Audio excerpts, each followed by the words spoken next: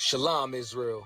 The ISUPK is hosting the Lord's 55th annual Passover with a all-access pass to the lamb slaughter, all-black party, scripture breakdown class, kids party, the Lord's 55th annual Passover, and the Feast of Unleavened Bread.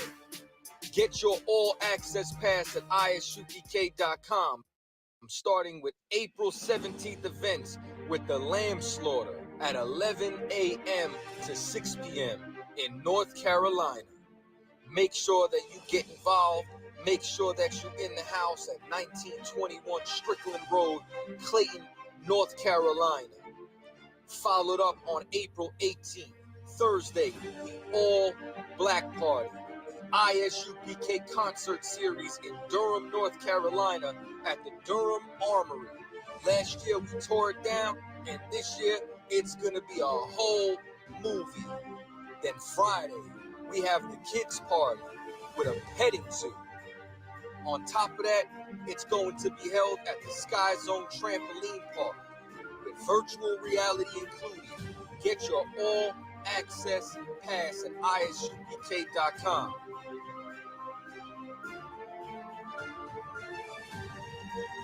April 19th in the evening, General Muhammad Scripture Breakdown class.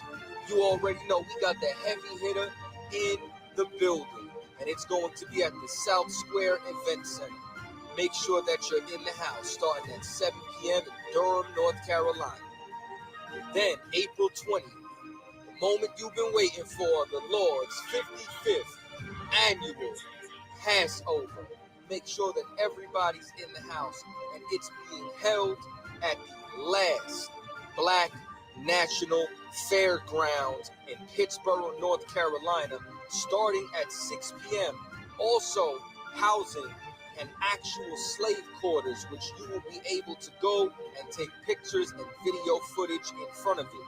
That's 191 Fairgrounds Road, Pittsboro, North Carolina, April 20th, starting at 6 p.m. Doors open at 4 p.m. for a brunch. Make sure you're in the house on time.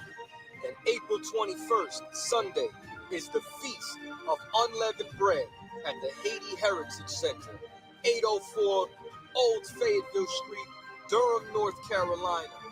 Make sure that you are in the house. If you have not booked your hotel room, there are still a few rooms available at the Millennium Hotel. Check the number, make sure that you call. Rooms are only available while they last.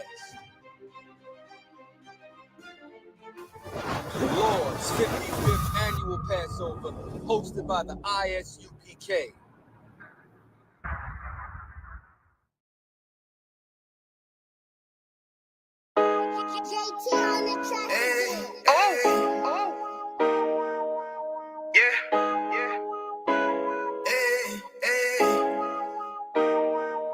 You boy, you know what time it is, nigga. Better watch how you step in, yeah. But that was my nigga, yeah.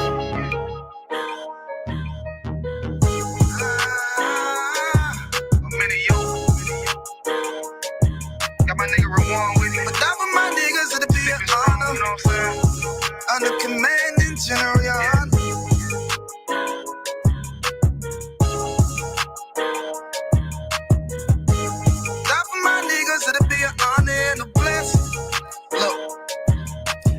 Straight off the top, I love all of my niggas. That shit ain't gon' stop till we on top and we ballin', my nigga. We be fly as fuck, you know them bitches be stalking my niggas. That shit'll never change and it's the same with all my niggas. City to city, I should be at home. That's what my ribs say.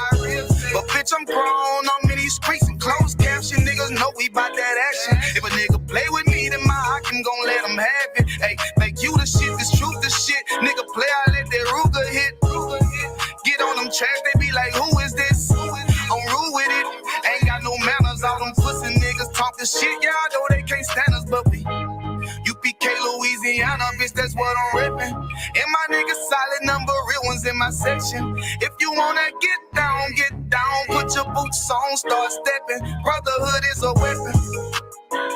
Brotherhood is a weapon. Better watch how you stepping, cause brotherhood is a weapon.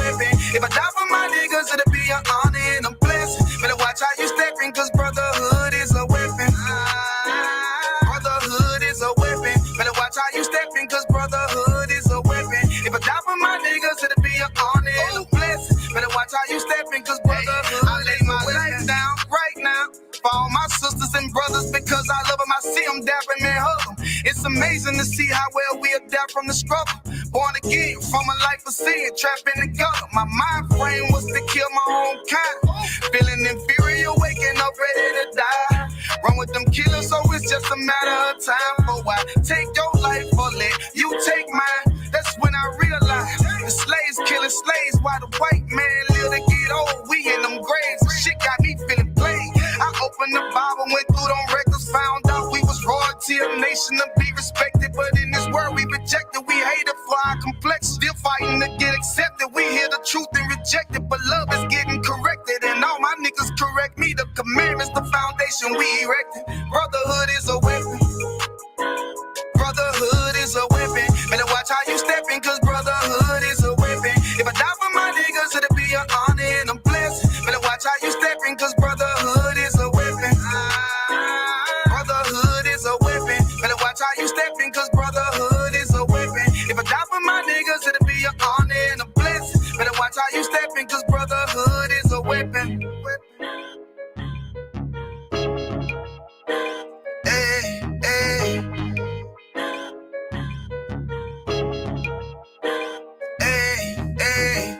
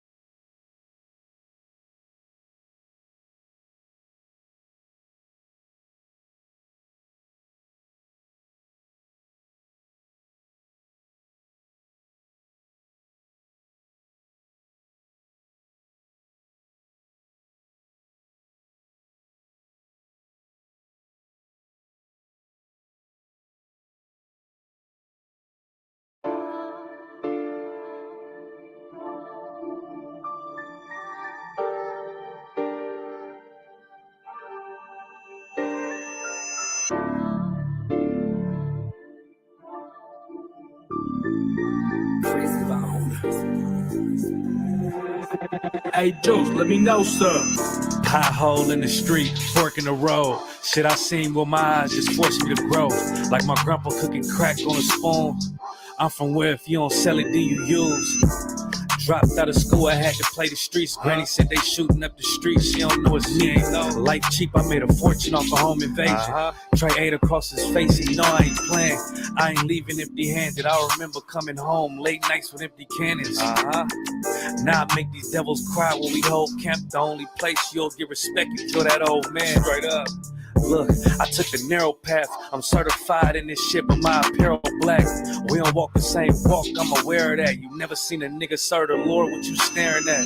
If you wanna take this walk, it's a long road. You gotta bear that cross, it's a long road. And put away that sin, it's a long road. Enduring to the end, it's a long road. If you wanna take this walk, it's a long road. You gotta bear that cross, it's a long road. And put away that sin, it's a long road.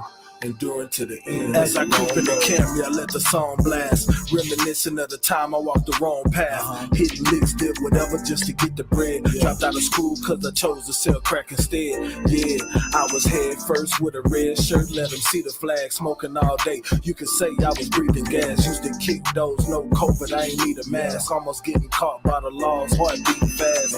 I thought I was destined to live this life forever. Got in class and my life changed for the better. I remember the days I used to wear a cross. Now I'm one west, so I got a better cross. I'd be dead or in jail if it wasn't for the truth. That's a miracle, no need for further proof. Endurance the goal as I grow old, but I got a ways to go, cause it's a long road. If you wanna take this walk, it's a long road. You gotta bear that cross, it's a long road. And put away that sin, it's a long road. Enduring to the end, it's a long road. If you wanna take this walk, it's a long road. You gotta bear that cross, it's a long road. And put away that sin, it's a long road. Enduring to the end, it's a long road.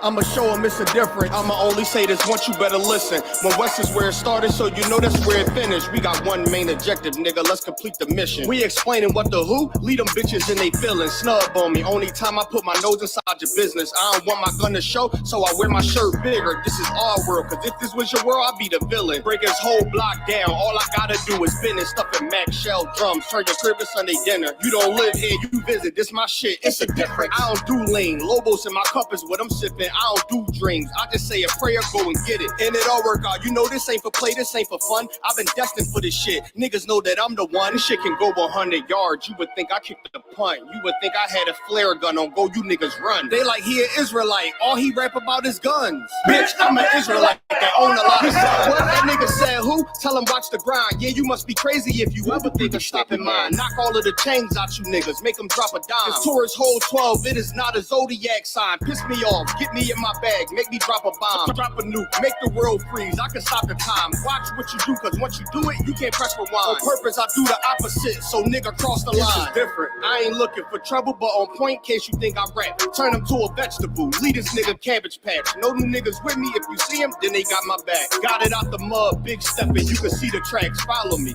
I can teach you something, have her see relax. If you gon' speak on anything, just make sure it's fact. There's a difference, we are not the same, help them notice that. Pay attention, watch how we move, we can know we can't. Hang around all real niggas, then we move as one. This ain't Fortnite, get into it, ain't no 1v1. The smoke I bring to you, you can't take it in with your lungs. Life about warfare, we just make it look fun. She asked what kind of oil I got on, I told her give them some. When West the only real niggas left, you better get you one. Chicken shop, giving out wings if I pull a drum. It's a difference, you better watch your words before you eat your tongue. Scrape the whole plate, not a trace nor leave a crumb. Ice falling off the watching chain like it's freezer burn. Daring somebody to say my name, I will eat for him. Loyalty means everything, so I don't eat with them.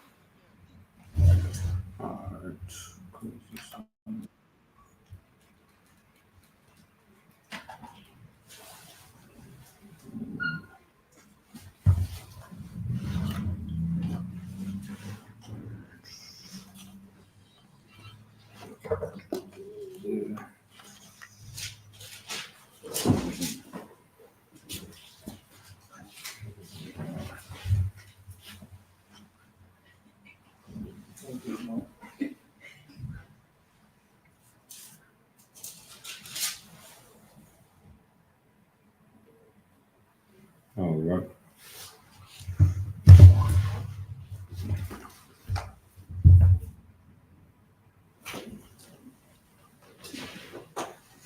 You can go ahead, clap it up.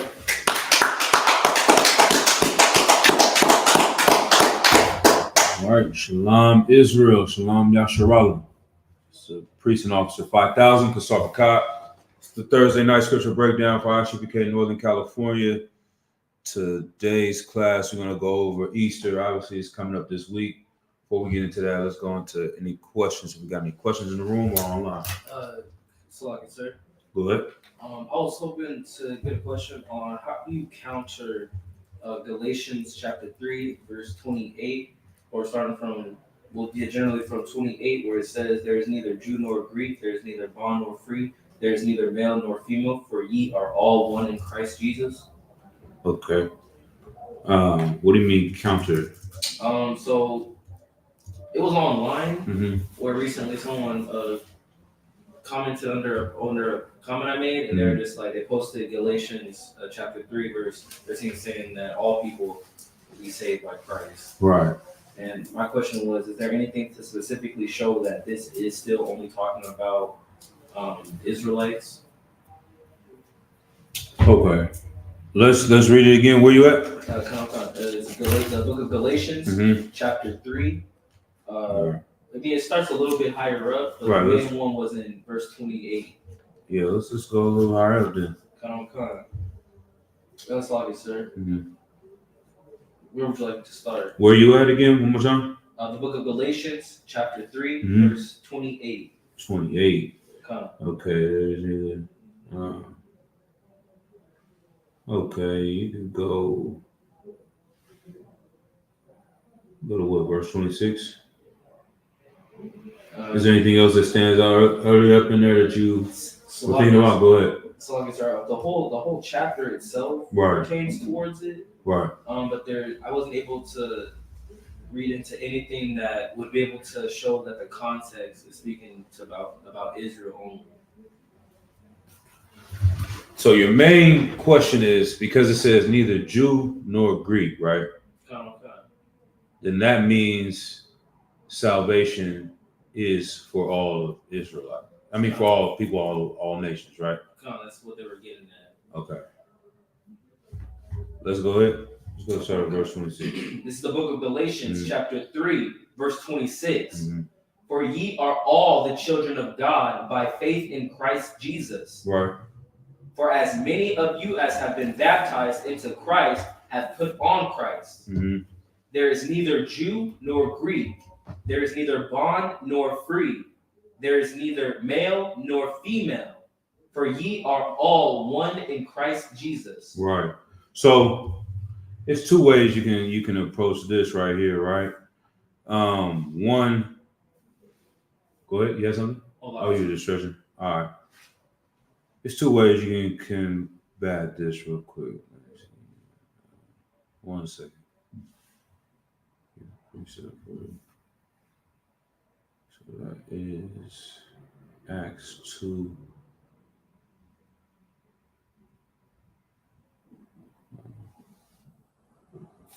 So, all right. Read it one more time. Salakia. Read verse 28, right? This is the book of Galatians, chapter 3, verse 28. Mm-hmm.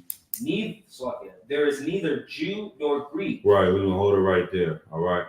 So,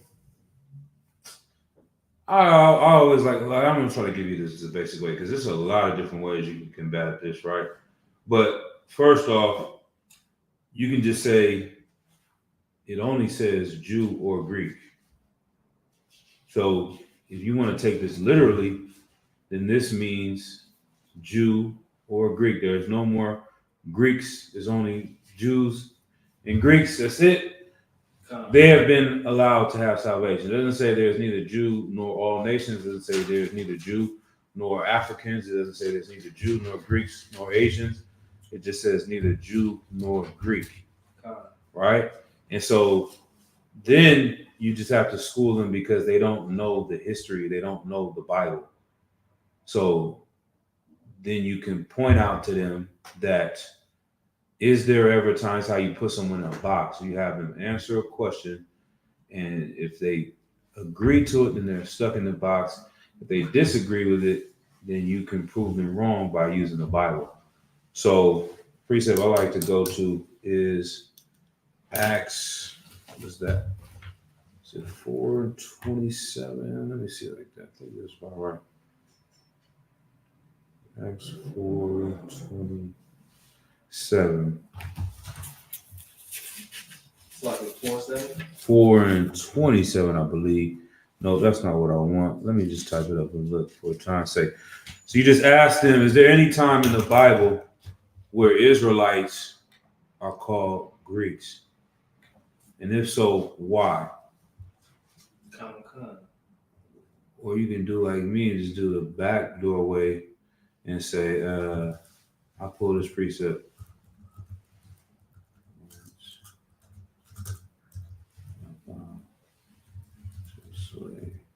Boom. It's blah, blah, blah, blah, blah.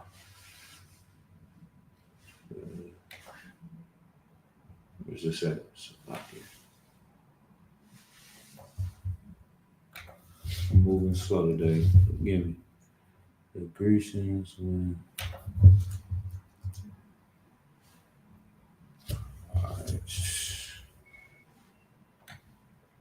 Maybe it's 9:27. Look at Acts 9:27.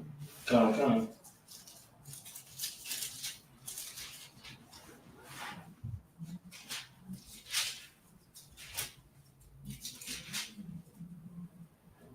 What's this say? What does it say? You got it? This is the book of Acts, chapter 9, verse 27.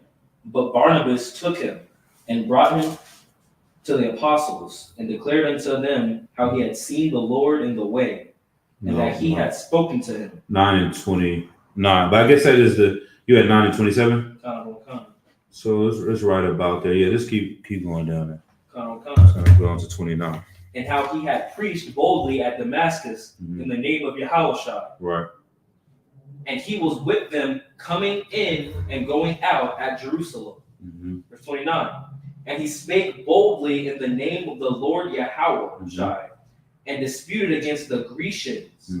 But they went about to slay him. Right. So I would ask them, you don't even have to tell them about the history. You give them a history lesson next.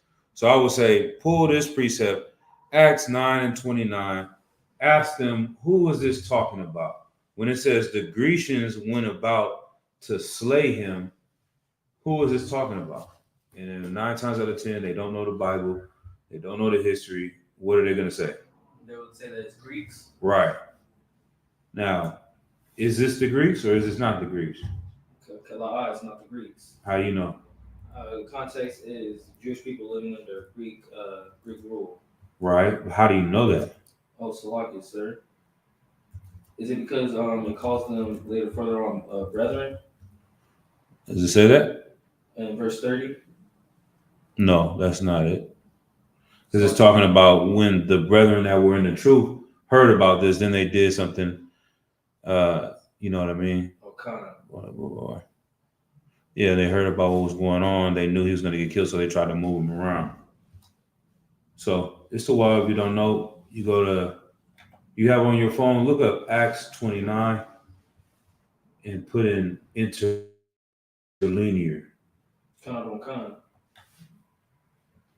So these are the things that the average Christian doesn't go into the language of the Bible. They don't know the Hebrew. They don't look into the Greek that the New Testament was written in. So they don't understand the context. They don't understand the historical references. They don't have the Apocrypha that tells you in, what is that? 2 Maccabees, the 6th chapter, it talks about how we were no longer allowed to be called Jews anymore. Y'all remember that?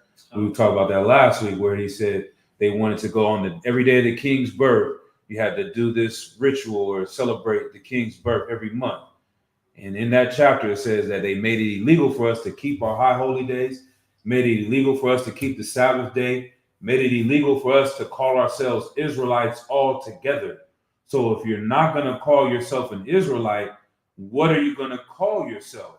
You're going to call yourself a Greek because they were conquered by the Greeks. They began to speak the language of the Greeks. They began to partake in the culture of the Greeks. Even to this day, when you go to college as a black person in America, you go to a HBCU, what kind of fraternity do you join? Huh? Greek fraternity. Exactly. You become a Greek. They call themselves Greeks to this day. You understand? So this is nothing new under the sun. Now, did you get it pulled up? All right. No sweat. All right. You clicked on it. Should be the blue BibleHub.com. Click on it. So this is an easy tool. You always put interlinear. If you want to understand the spirit behind certain words or the meanings behind it, you go to the interlinear and it's going to give you the Greek word if you're in the New Testament, and you can look up the definition of it. So go ahead and read it as they have it in the red part. This is the book of Acts, chapter 2, verse 29. Chapter 9, verse 29. Oh, chapter 9, verse 29. Yeah. No sweat. Well, yeah. So this is the one I like to use for situations like this because 9 times out of 10 they get dumbfounded. There's a lot of other ways to cut them on this. You can get straight to the point and just have them. You can stick on a point that prove to me that it's anybody else but a Greek. Well, so I was going to say the perfect answer was from Maccabees. That's a perfect answer. This is the book of Acts, chapter 9, verse 29. He was speaking also and was debating with the Hellenists. With who? The Hellenists. Right. But they were seeking what? But they were seeking to kill him. Right. So then you go in and click on that part where it says 1675.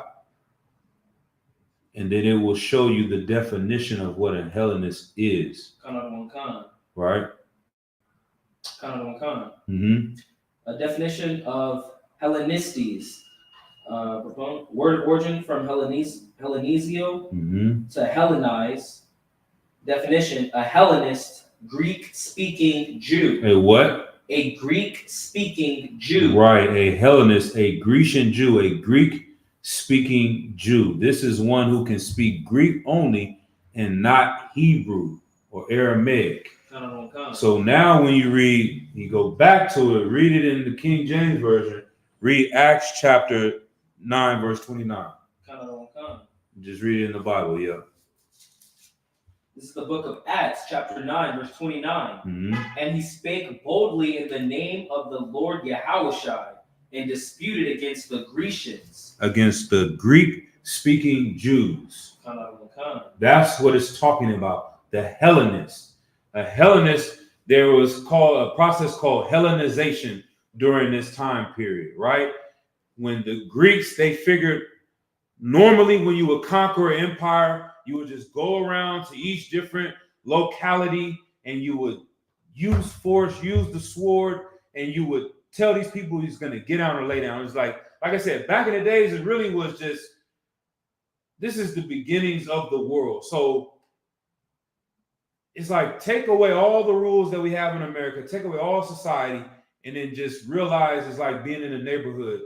And then these neighborhood gangs grew bigger and bigger and bigger till they developed countries and nations. It's really what it is. That's why they always used to say that. Rappers used to say in the 90s a lot. The police are just a gang. The government's just a gang. The army and the military is just a gang. We gang banging in the streets, but all we see is gangs. That's literally what is going on. So back then, you had this one gang. They developed to an army of 5,000 soldiers, 10,000 soldiers, 50,000 soldiers, and they are the Babylonian army. And they're going to run over to the land of the Philistines. And they're going to say, it's only 2,000 of y'all. Y'all get down or lay down. Y'all want to fight it out? We're going to fight it out. We're going to get in the middle of the field, and we're going to try to kill as many of y'all until y'all give up or you're all dead. They had a big Royal Rumble. And that's how the world grew, right? And so you go into these different areas, and then you enslaving these people. Now they're subjugated to you. You have to do what we say. We're taking all your taxes from you. We're getting, what's that called? Tribute, right? Taking gold from you, taking your women from you, taking your children from you.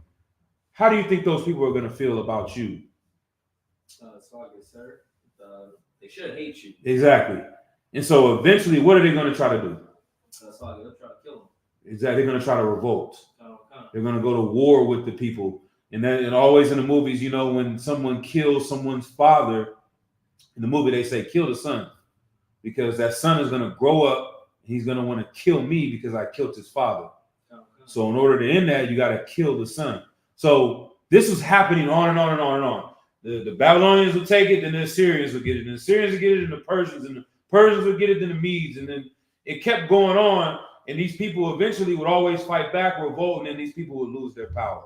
So the Greeks figured, if we can change the minds of the people we conquer, then we can last a lot longer in ruling over them. So they decided to Hellenize people, meaning convert them mentally, culturally, spiritually to the Greek way of life.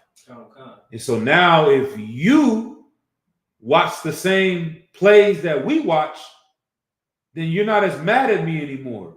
If you read the same books that we read and you listen to Socrates and Plato and you feel educated and high-minded, then you're not going to want to destroy the people that are ruling over you. You feel a part of us now. Right. Now you're a Greek. We're all Greeks. You know who does that? America. This is what America does. It's called, what's that called? Globalization. It's called mass media. It's trying to make one culture so that people don't want to fight against you. So that's why Blacks, Hispanics, and Native Americans are so important to American culture, because everyone wants to be like us. So they use us and put us in the forefront. So all the nations, They follow after American culture. Look at LeBron James. Look at Michael Jordan. I want to be like Mike. Look at this Michael Jackson dancer. Look at whoever's singing. All these great people, and everyone else that says that's America. I want to be down with America. So in China, they're being oppressed by America, but their little children are listening to our music. So they don't want to fight against America. What's wrong with America? I love America. Right. Their culture is American, right? And so, long story short, that's what they figured out, and that's what they started to do. And it really was working. And that's what they did to us. So they converted some of our people, a lot of our people went with them.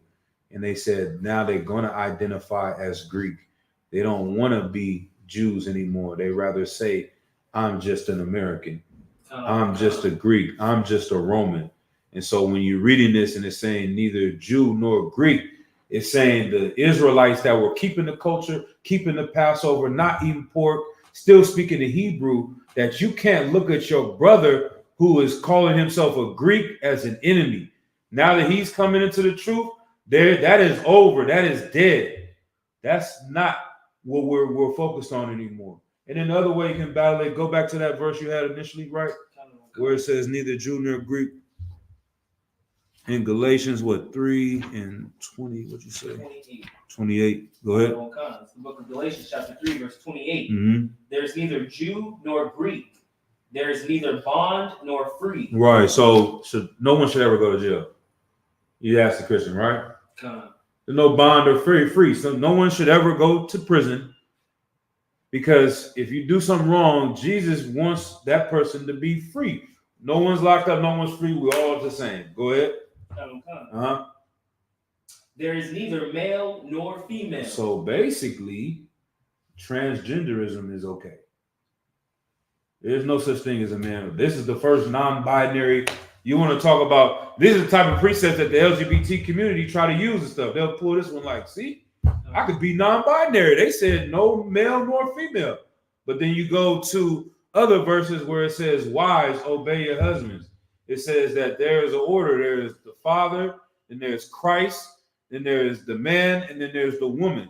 So how is there a rank if there's no difference between men and women? It says women should be silent in the churches. How is there no male nor female if there is a difference in other parts of the Bible? If it says women should have their head covered, what is this talking about, Christian?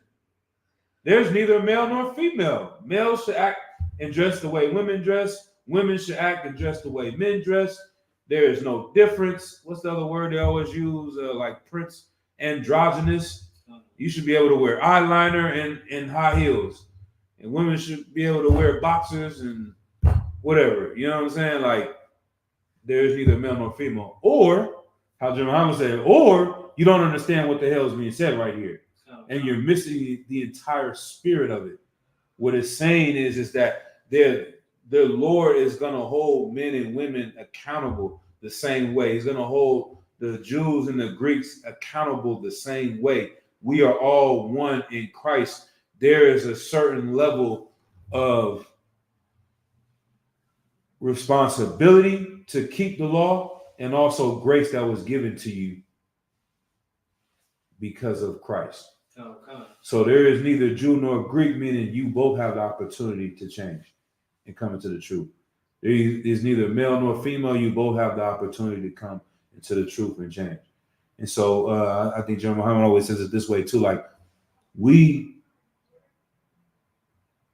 treat women the same, meaning we're not going to baby you. We're not going to infantilize you. I think that's the word, like treat you like a child, because that's what the rest of the world does with women. They give them a way out from being accountable from their behavior and actions. We're going to hold you accountable. There's neither male nor female. We're going to treat you exactly the same. What they talk about in the world, we're going to actually show it here and do that in the truth. Right? That's what is being talked about here. What is the last part of it? Does it say anything else? For you are all one in Christ, right? So that's exactly the spirit behind that. So you got that one. You got Acts chapter 2 when it talks about salvation, ye men of Israel. There's so many precepts that prove that salvation is only for the Israelites. We can all pull those out. I know you got some of them on the test, right? So you can go into that later. But is that Oh, to our point? that was perfect, Okay, sir. Most High Christ. All right, what else we got? Anybody online? Shalom, Yabashim Rashad, Barakatah, Yaraga Bar, anybody else? All right, any other questions up? Allah, sir. All right, no sweat. Let's get Acts chapter 12, verse 4, Barakatah. We're going to get into it. I feel like it's kind of like back to back. I know we went on birthdays last week, which was holidays in one way. This week it is Easter coming around. So we're dealing with holidays again. I'm going to try to go a little bit more into the history behind Easter and things of that nature. All right. It's the book of Acts, chapter 12, verse 4. Right. And when he had apprehended him, he put him in prison and delivered him to four quaternions of soldiers to keep him, intending after Easter to bring him forth to the people. Right. All right. So when they see this and we tell them that Easter is not in the Bible, a Christian's going to pull this and say, see, Easter is in the Bible. All right. Now, are you aware? How would you prove what this is? And it's Salakia, sir. I'm not trying to prove it, but I do know that when it says Easter, it's actually speaking of Passover. We've heard that before. Kind of. So you on to it, and I'm not trying to give it to you, but just think about the class tonight. Get a sister a shot. Salakia, sir. Go ahead. Is it to follow when the Bible talks about not following other nations' holidays? Think about the class tonight. I don't want to say it. Anybody in the chat, how would you find out what this is really talking about? That's the last way I'm saying. So how do we just do this before tonight? Before tonight? No, tonight. How do we do something similar to this situation? Okay. We're reading the word in the Bible. It looks like it's one way. We know it means something else. How do we prove it? Salakia, but I want to find context. And where do you get that from? Would be the blue. There you go. Now look it up. You go to the interlinear. There's a lot of other ways. I think you can go to there's, what is it called? The concordance, strong concordance. You can look up that word. Or you can go to, that was the old way of going through and seeing what different words in the Bible are. You look up the word Easter in the concordance and it'll show you where it's at. And it'll give you the translation of that word that you're reading in the Greek, right? But put in that same chapter and verse and put it in interlinear. Go ahead. The book of Acts, chapter 12, verse 4. Whom also having seized, he put in prison, having delivered him to four sets of four soldiers to guard him, intending after the Passover to bring So then after what? Intending after the Passover to bring out him to the people. Exactly. You see? This is how we know what it really is saying. That is a mistranslation. There are about 5 mistranslations in the Bible. That's one of them. All right. We're not saying that that Grecian word is not a mistranslation. That was just an actual, just context, people not understanding history, right? But this is a mistranslation. There's a few. Another one would be when you see the word Holy Ghost, it really should be Holy Spirit. It's a few more. It's about 5. I always forget 2. Damn. It's a lot here. I know those 2. It's like, I don't want to say. Yeah, I don't want to say. I'm going to go check, but I should be sharper on that one. Salakia. But it's only like 5 different things in the Bible where you see certain words where they should have actually said something else. And this is just one of them where they put the word Easter later on down the line when they really should have just put Passover. Right? And when you go into the Greek, that's literally what it says. It says the Pesach or Passover.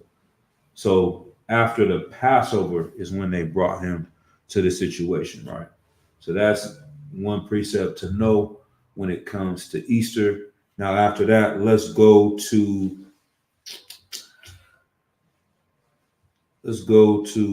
Genesis chapter 10 and verse 8.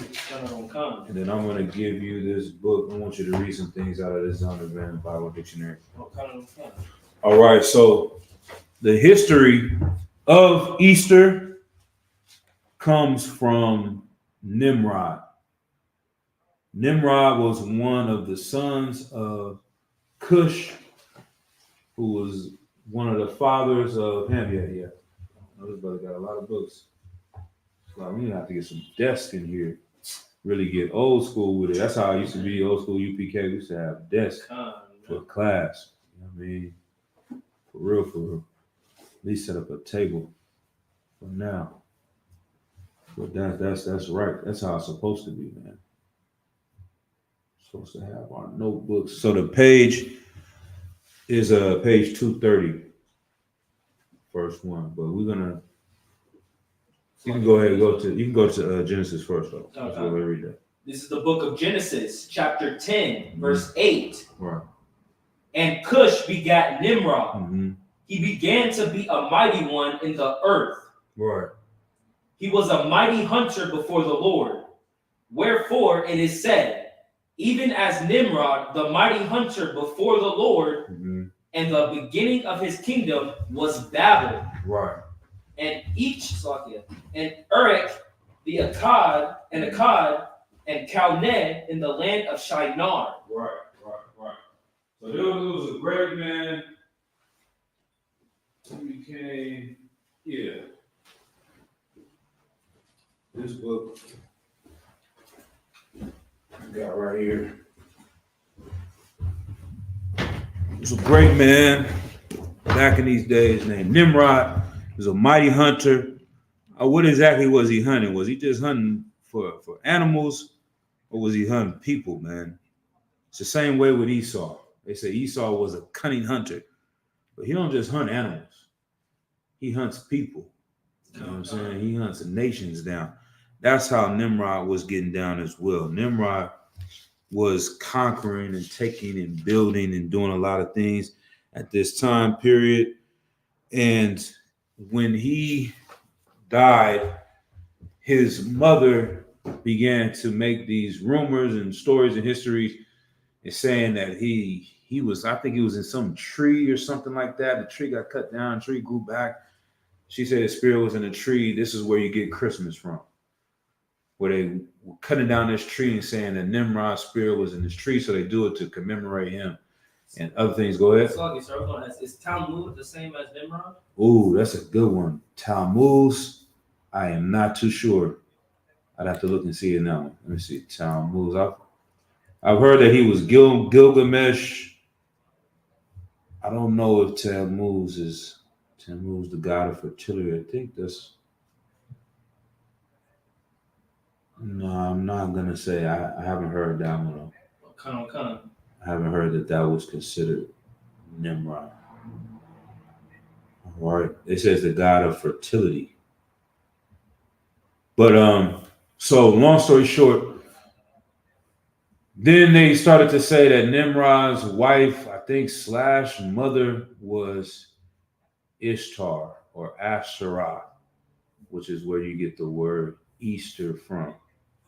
And then they had a child who, in a lot of different religions.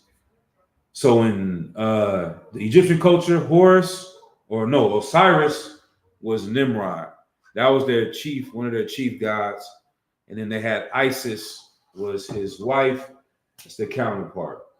When you get into Greek culture, Zeus and whoever, I can't think of the female counterpart. Hera.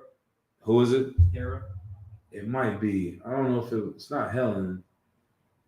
Either way, yeah, we can always. But in all these cultures, what they did was change the name to their own people, but it's the same story, right?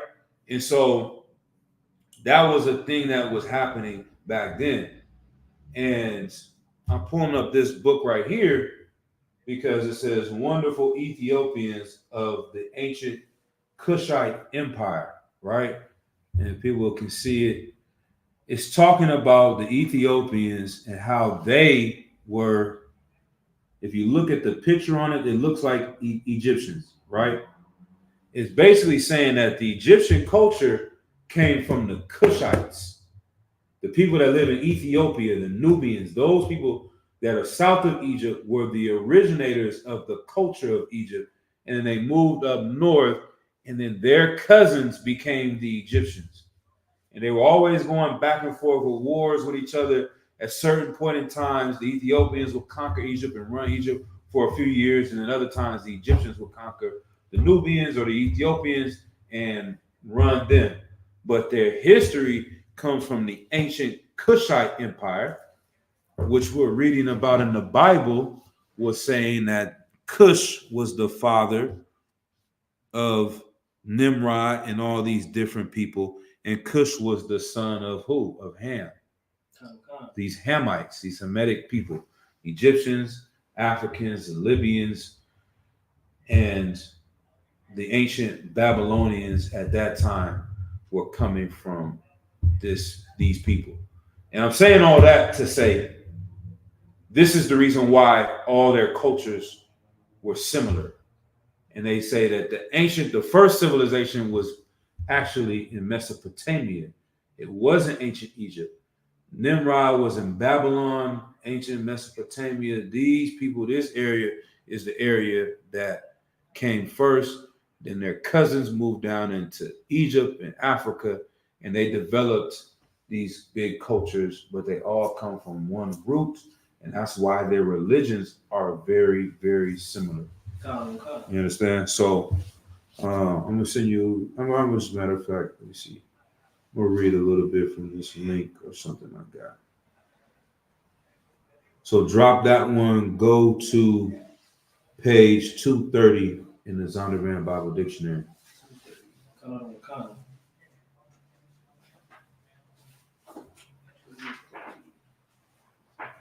I know it's going to be a little bit boring going through all this history and stuff like that. So lock it. I'm try to bring it to life a little bit. Let me see.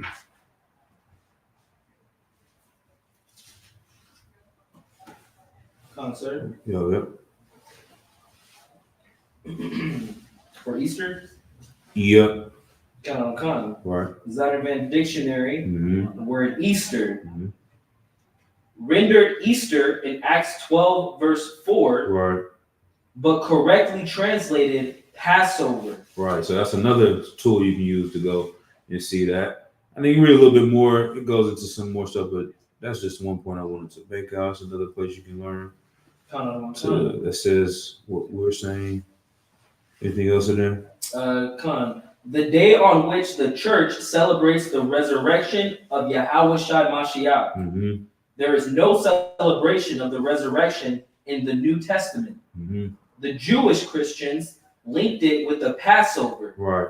And so observed it on the 14th day of Nisan, Right. regardless of the day of the week. Right. So just like how we celebrate Passover, it's on a different day. It's not on a specific day. It's on this day, 14 days, the first of the first month. That's when our Passover is. It changes every year. Now the Christians, the ones that keep going. The Jewish Christians linked it Mm-hmm. with the Passover, and so observed it on the 14th day of Nisan, regardless of the day of the week. Right. But Gentile believers Mm-hmm. celebrated the resurrection on the Lord's Day, Sunday. Right. So this is where the pagans come in, the Romans, these people that started to convert, the Council of Nicaea, they started to allow these Edomites to come in and convert to follow Christ, allegedly. And then they started to, the heck, somebody over here trolling. We was kings. About to block these people from the chat. Slacking, sir. User ban users. Nice interior. Yeah, we got it. Hope y'all come and kiss the boots of the priests and prophets of the Lord. That's right. Goddamn bastards. You understand? The Lord gonna cut your goddamn heads off, man, when you return, man. That's Thus right. saith the Lord. All right. But go ahead, up. That's like it, sir. I was going to ask, so would that mean, since the Jewish Christians were celebrating the resurrection, would that make it okay to celebrate the resurrection or no? No, wait. What does it say? It says they were not. So like the Jewish Christians linked it with the Passover, Right. and so observed it on the 14th day of Nisan, regardless of the day of the week. So all it's really saying is the Jewish Christians, which means Israelites, right?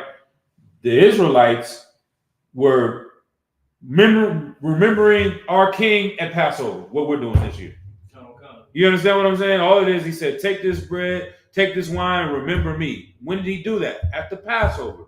So at the Passover, we're going to honor our king and his sacrifice because he was the lamb that was given up. So now that the angel of death would pass over us in the same way that we were forgiven for our sins because the blood of Christ, now the angel of death passed over us. And also we are waiting for his return to free us from our enemies like they did in the Passover and kill their firstborn child and not us.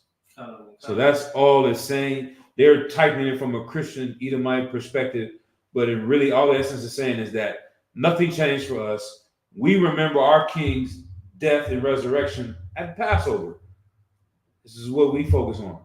We didn't move it to a Sunday like the Edomite Christians did, and we didn't change its meaning to become Easter like they did. Right. All right. This difference was settled by the Council of Nicaea in 3025 AD, which ruled that Easter should be celebrated on the first Sunday after the full moon following the vernal equinox. Right. So this is all it is having to do with the Babylonian history, Babylonian culture, Babylonian worship. And that's why, okay, go ahead and click on the first link I sent you where it says Britannica. We're just going to read through this a little bit. Like I said, we're going through a lot of the history of this stuff, but I'm going to try to tie it into modern times and why this is important. What does it have to do with Diddy? All this has to do with Puff Diddy, Puff Daddy, Puff Dummy, whatever his name is, you know what I'm saying? It's going to be Puff Jail, nigga. This is what you about to be. You know what I'm saying? Be sitting right next to R. Kelly. What you say? Puff Prison. For real. I like that. That's going to be his little name. P Prison. For real. And he ain't going to be peeing standing up either. He's going to be sitting down. They're going to treat that brother wrong. They're going to be trying to extort him out of everything. But yeah, this is what happens when you follow the ways of the heathen. This is the real. Like, it sounds all boring when you hear the history. This is what's going on in Ishtar and all that. When you bring it to life and see what this means today, we're living in it. We're seeing it happen live in effect. We'll go ahead up. This is Britannica definition or history on Ishtar, a Mesopotamian goddess. Right. Ishtar, a Mesopotamian religion, goddess of war and sexual love. And what? And sexual love. Good night, right? Ishtar is considered a member of the special class of Mesopotamian gods called the Anunnaki. Right, and we hear a lot of this today, man. Oh my goodness, I've been talking to different people in the world, and they get to talking about this Anunnaki, man. That is the biggest and best thing since sliced bread is to talk about some goddamn Anunnaki. But all it is doing is bringing us back to ancient Babylonian worship. This is all it is. You go to anything, and that's just so funny how it is. Like I say all the time, people in the world, heathens in the world, will always say, "We all worship the same God. You just do it in your own way." I may act like it's the Hindu God, and you may call him Allah, and you may act like it's the Buddhists, and we may act like it's the pagan gods of the Greeks and the Romans. But we all worship the same thing, and they are absolutely correct. They all worship Satan, and they all worship ancient Babylon and the gods that come from Babylon. Why?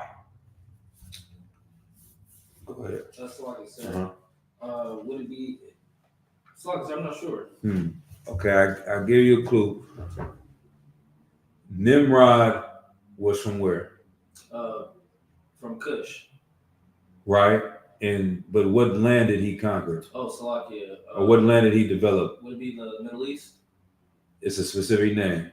Salakia. Ancient, Mesopotamia. which was also It was also Babylon. exactly, right? Khan. And this was one of, or the very, The first. exactly, civilizations. Khan, the first And- empire. Right. And we get the Tower of Babel. Remember that? Khan. That's where the word Babylon comes from. Babel, they got the confusion because this is the place where the Tower of Babel was built.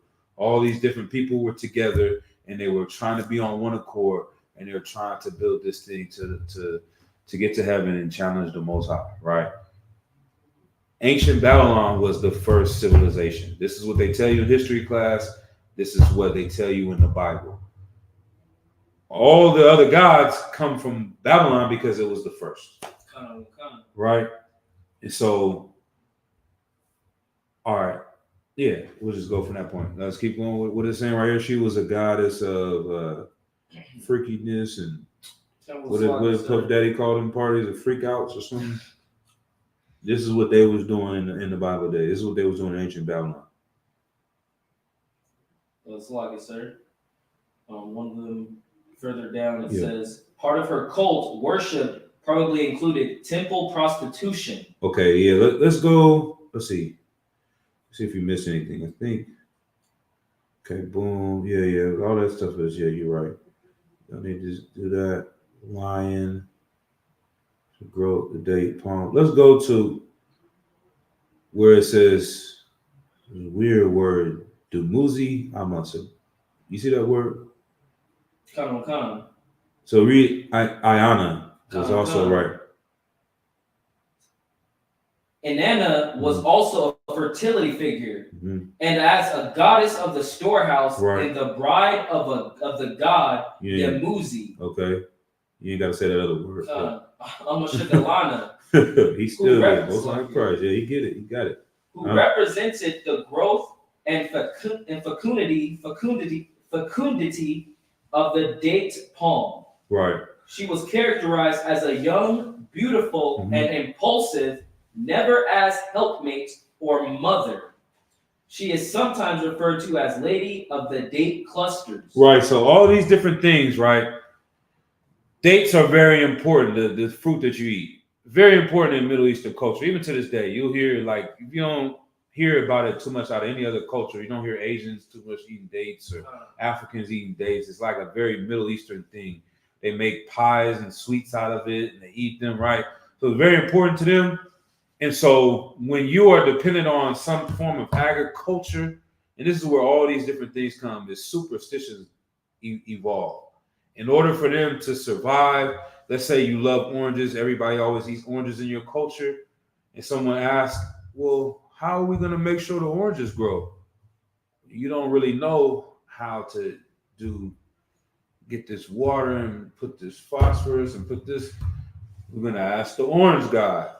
It's very simple, you know what I'm saying? Let's just make up a god and say, we're going to pray to the god of the oranges, and the oranges are going to grow this year. And this is what we always do. I stand in a circle, I turn around 3 times, and every last time I did it, it's called a false conclusion, right? You did it one time and the oranges grew, so you're like, well, damn, it worked. It really didn't work. The oranges grew because it was sunny, it was water, and then the ground was healthy. But you felt like you did something that helped this thing happen. And so people started to develop all these different superstitions around their different things they depend on. One of them was dates. And so they made a god for the dates who is connected to Ishtar, right? Go to, yep, keep going. It's like Ishtar's primary legacy from the Sumerian tradition is the role of fertility figure. Right. She evolved, however, into a more complex character surrounded in myth by death and disaster, a goddess of contradictory connotations and forces, fire and fire quenching. Right. So now drop down to that part where it says part of her cult worship. Part of her cult worship probably included temple prostitution. Right. Her popularity was universal in the ancient Middle East. Right. So what is temple prostitution? Let's just Google that real quick. Temple. I'm gonna help you out. You got your hands full. Prostitution. Have you ever heard of this? Kinda. Let's see. Sacred prostitution, temple prostitution, cult prostitution, and religious prostitution are purported rites consisting of paid intercourse performed in the context of religious worship. Like when it says in the Bible that God gave the order to certain brothers to go and kill everybody in the town and the city, to us, or especially if you have a Christian mindset, it just sounds ridiculous. But you don't want to accept the reality of the world they were living in.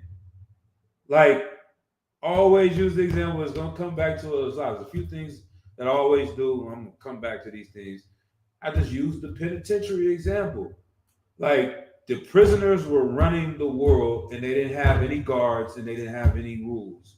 And they were just making things up. And they were in charge of this area. And some freaky ass nigga was like, you know what? You got the god of the dates. You got the god of the oranges. How about if we make it into a freak off? Because the gods like it when we have orgies to worship them. What that sound? Somebody write that down. And they go and they say, yeah, we somebody else raise their hand. And it should be drugs there. Yeah, that sounds good. Bring drugs. Put that on the list too. And it should be alcohol there. Bring the liquor.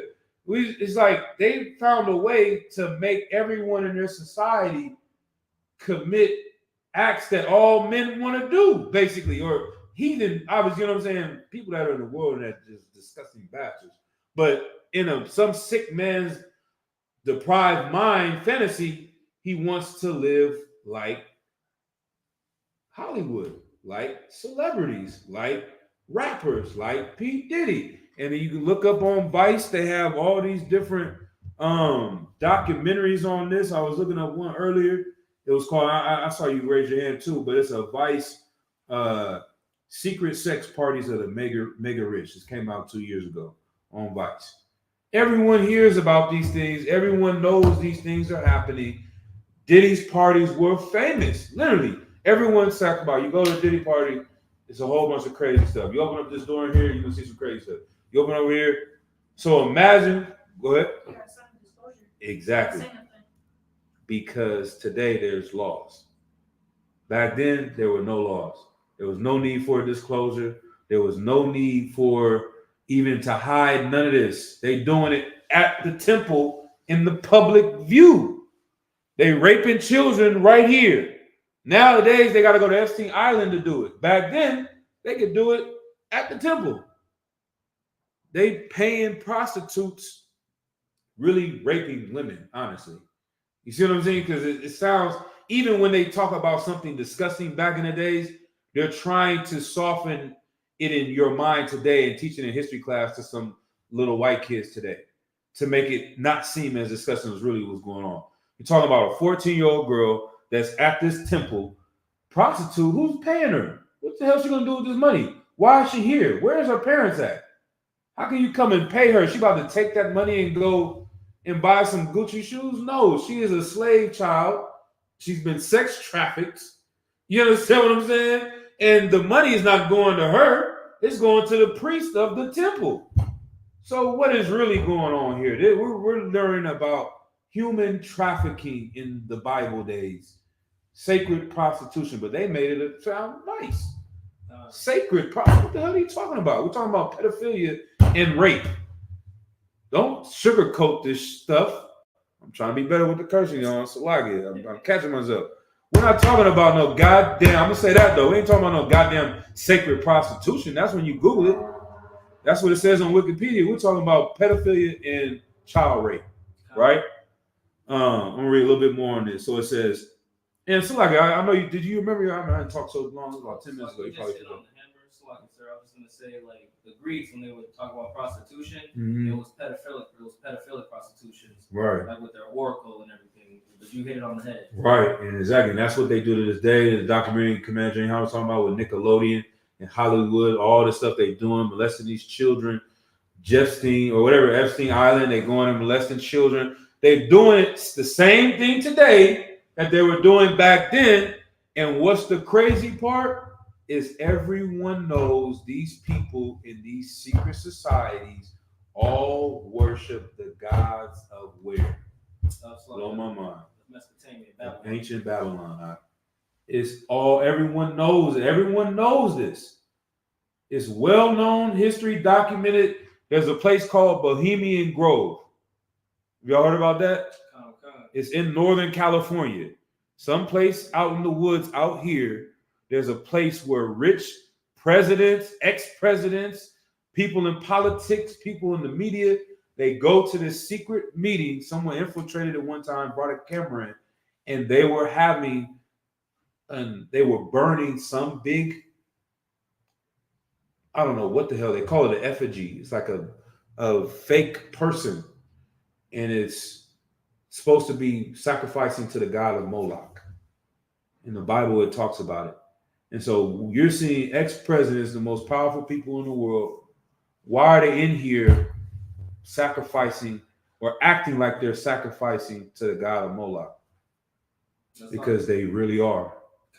You understand? And then they're saying they're fake killing people, but they really are killing people.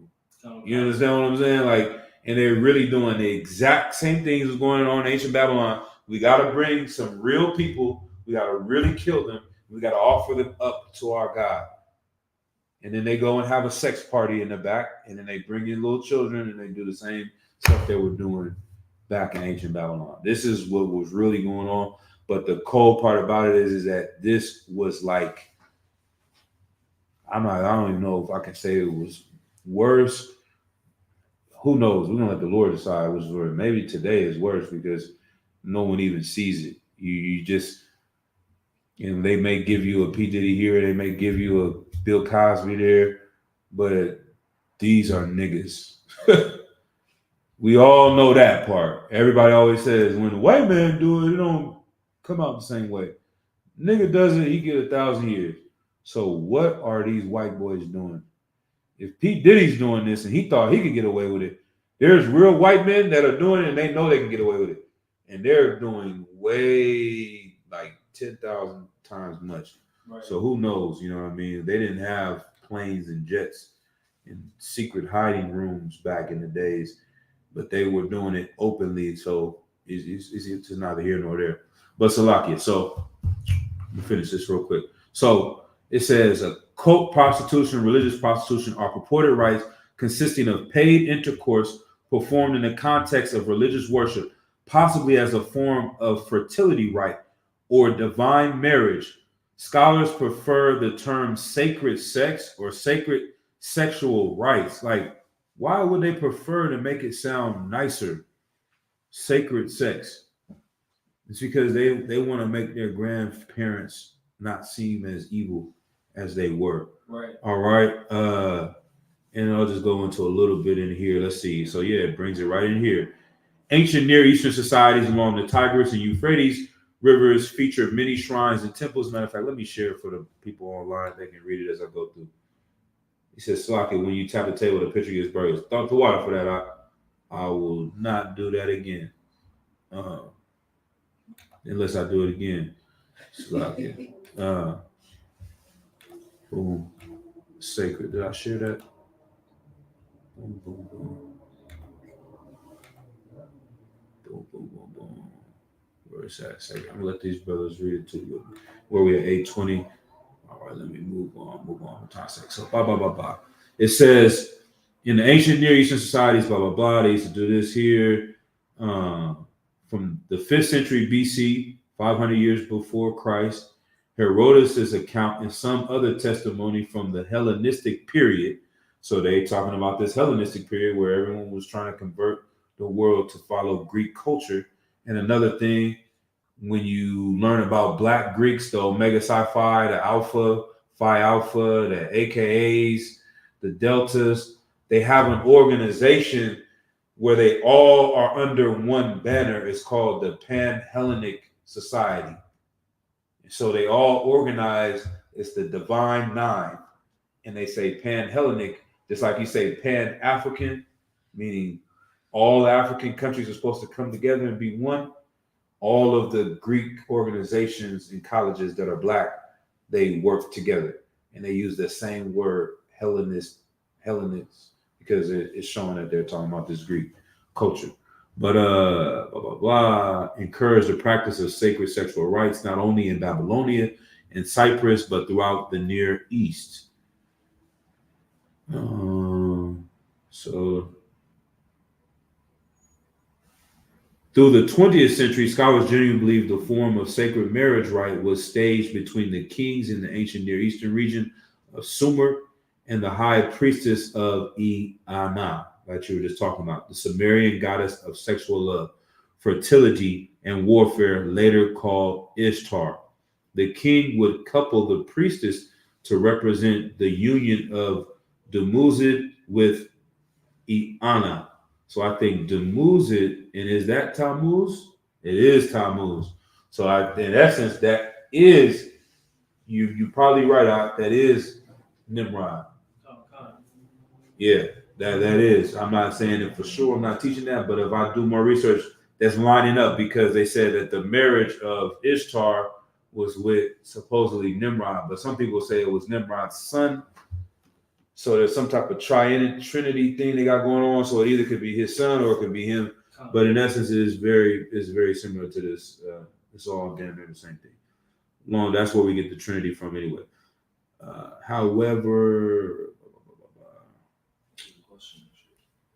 so speak of. Okay, I can go. Okay, let's see. Oh, there we go. According to the noted Assyriologist Samuel Kramer, the kings would further establish a legitimacy by taking in a ritual sexual act in the temple of the fertility goddess Ishtar every year on the 10th day of the New Year festival, Akitu. And then it goes on, explains a little bit over that, and it talks about the Babylonians. Temples included sexual intercourse, about sexual rights, and you can go ahead and look all to that. It's where you get the word Aphrodite, the temple of Aphrodite. And that's where you get aphrodisiac today. People say if you take this, it's going to make you want to get in the mood. All these different things. Everything has to do with ancient Babylon, ancient gods, ancient worship for these time periods. So now, saying all that to say this Sunday, everyone is going to celebrate the goddess Ishtar on the day Easter. And they're not going to think anything's wrong with it. And they're going to teach their children about an Easter egg hunt, because back then, rabbits are known for having a lot of sex, having a lot of children. So fertility, if you want to have a child, then come to this temple and it'll make you fertile and it'll help you get pregnant. And then so they're having all this sex in the springtime. So then by the time December rolls around, all the kids are going to be born. And then they would take those kids and then they would bring them back in the springtime and sacrifice them and kill them to the God that gave them to them. And they would dip these eggs in the blood of the children that they sacrificed. And that was representing the new life and all this other weird stuff going on. So we're dyeing the eggs. And well, not we, but people in the world are dying these eggs, and they don't know why. It's like they're just like robots, and that's how we all were. I grew up doing Easter egg hunts. I grew up doing the same thing, waiting to get the little basket with the big old chocolate, bite the ear off, there's a hole in it. Yeah, that was fun. You know what I mean? We were kids. Of course, you like free chocolate. Of course, you like to open up a plastic egg and there's money in there or something, some candy or whatever. Cool beans, right? But what you don't know is that they're really indoctrinating you into some culture that you don't see the real story behind it. And then the fact is that the people that are getting you to do this do know what it's about, and they're really still celebrating Easter. So I don't have any evidence on it. But if I was a betting man, your pastor that night that really knows what Easter is about, what is he going to go do that night based on what they did back then? Let me see. Go ahead. So, like you, sir, the pastor. Mm-hmm. So, In order to celebrate Easter for real, certain things gonna have to happen. He's gonna have to go do what? So, like, sir, either some child's gonna die, Yeah. or he's gonna commit adultery with someone. Yeah, he's gonna go buy some whores. He's gonna go have an orgy. He's gonna have temple prostitutes. If I was a betting man, TD Jakes and all these big time Creflo Dollars and these Catholic priests, what they do on Easter night, like the morning is the big celebration for the commoners and the people. It's their biggest day. Easter Sunday is the biggest day in the Christian church. I keep hitting the table, slack y'all. I'm gonna try to remember. But you understand? They're collecting money. And that night they're gonna go burn that money and sacrifice it and buy whores. And they're gonna buy drugs and they're gonna have a big party and they're gonna kill children. Now that one, I don't know how they're doing that. The Catholics, the Romans, they probably got their ways, man. Who knows? Oh, I do know how they're doing it. It's about 5,000 Native American children missing right now. You understand? It's about 10,000 little black kids that are missing out of Ohio right now. There's about 100,000 little niggas that did not make it home last year, and we don't know where the hell they are. Well, there they are. They're somewhere getting sacrificed and raped for the Catholic Church, for the Christian Church, for the Muslim mosque, for the Buddhist temple, for the Hindus, because in order to be a real person that worships ancient Babylonian culture, you have to do what they did back then. And that's what they're doing. And it's going to happen this year. And then you're celebrating it and you're being completely disgusting, being like these people. And this is why the Lord says the things he says about these different nations. So now, like, it always shocks me, right, when you try to tell people in the world why it's wrong to celebrate Christmas. It's just a day that we come together with the family. Either you don't know, you don't show, or you just don't care. That's what he said. You understand, right? Because that's what the brother said in the movie Boys in the Hood. He was like, man, my brother got killed the other day. And I looked on the news and they didn't say nothing about it. They talked about something that was going on halfway around the world, but they didn't talk about my brother getting killed. He said either they don't know what's going on in the hood, they don't show what's going on in the hood, or they don't care about what's going on in the hood. Those are the only options. And as somebody nowadays with the internet, if you don't know what Christmas is about, you don't want to know, right? Or if you do know and you don't show and talk about it, it's because you don't care about it. You know what I mean? You don't care about the truth. You're comfortable in living a lie. And so that's why we keep bringing this information out. Sometimes you be in the truth so long, you feel like everybody knows these things. You find out some people really genuinely don't know. But now once you present this evidence and show them, and they continue, then you know they just don't care. Right? Or they just, too self-absorbed, right, to go into. So let me get the precepts on one. Go to Judges chapter 2 in verse. Matter of fact, go to Amos 5:21. Baruch. And feel free if you got any comments at any time, Mike. Or questions or whatever. Go ahead and stop me.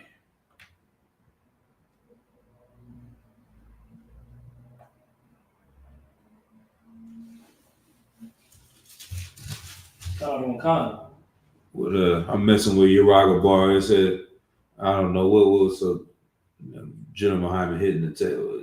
The table better fix itself. Nah, I'm joking, man. That's brother at the water for let me know. I was on Christ. Go ahead. It's the book of Amos, chapter 5, verse 21. Right. I hate. I love. I hate. I love. I hate. I love Easter. I hate. I love the little bunnies. I hate. The dyed eggs. I hate. The little chocolate. I hate. Those little marshmallows. I hate. I definitely hate those little marshmallows. So lock it. Them little marshmallows are disgusting. I don't know what they're called. Who is eating that? Who in the hell? One of y'all brothers, type in the chat if you was eating those marshmallows and liking them. I don't even know what the name of them things are called. It's kind of like that stuff for Halloween candy, the corn. Is you every now and then you'll find one weird person that likes that candy corn. You find one weird person that likes that marshmallows. I don't know how they stand in business. I don't know who is supporting them little marshmallows they give out on Easter. But the Lord hates them marshmallows. The Lord hates that chocolate bunny. The Lord hates the little dyed egg. He hates all of these things. And that's what I said. When you tell someone in the world, unless they know the history behind this, they're like, you're tripping. Right. Mawakan, you're being too literal. You're being too aggressive. You're taking the Bible too seriously. It's just for the kids. It's just, and that's another telltale sign again. What is the infatuation with all of these holidays and the kids so much? The birthdays is for the kids. The Christmas is for the kids. The Easter is for the kids. It sounds like a pedophile's pipe dream. Like this is a Candyland for pedophiles. Really, they either want to be around some kids and make some kids happy all the goddamn time. Man, grown people don't want nothing. Man, you can. If they wasn't my kids, I wouldn't be around them. Y'all want to be around kids all the goddamn time. What is the thing? What's really going on? It's that Santa Claus come sit on my lap. You understand? This is a culture going back to Babylon that was always about abusing children, sacrificing children, harming children, molesting children. And that's what they continue this. That's the real spirit behind these things. These people don't care about children. They hate these children. Right? You gonna say something? It's like it's a lot. Right. So the Lord says one more time, I hate. Right? I despise your feast days. Right. So now when you tell somebody in the world, and Christian, they think you're doing too much, but you don't see what the Lord sees. The Lord sees this. He sees the disgustingness, like the smell of this temple. Y'all not feeling me, man. For real. Like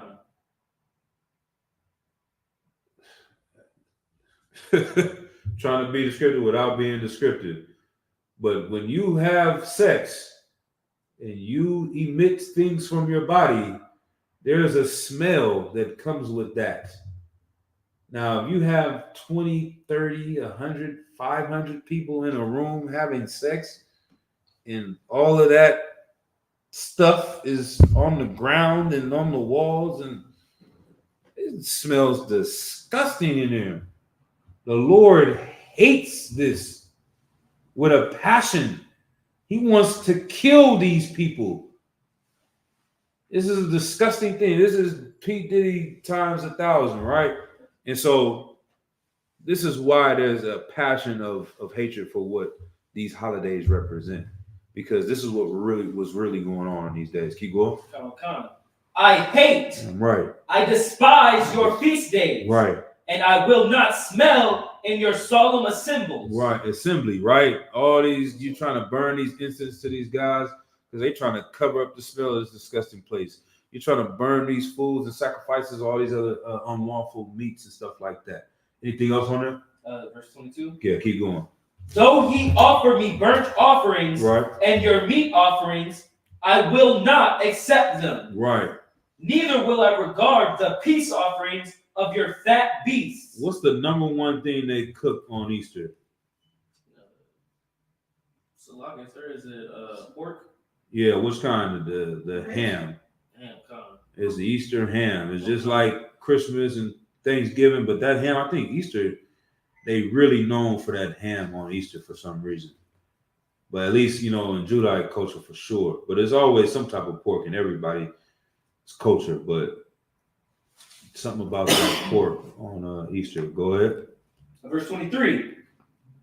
Take thou away from me the noise of thy songs, for I will not hear the melody of thy voice. Man, they doing it big on Easter Sunday. They got all the cymbals, all the tambourines, all the drumming, all the miming. Then the Christian church, what they do, all these little You know what I'm talking about? They doing these praise dances and stuff. All that, the Lord don't want to hear. None of that don't want to see. None of that. He is like, y'all are really promoting everything that's against me. Y'all are being anti-Christ.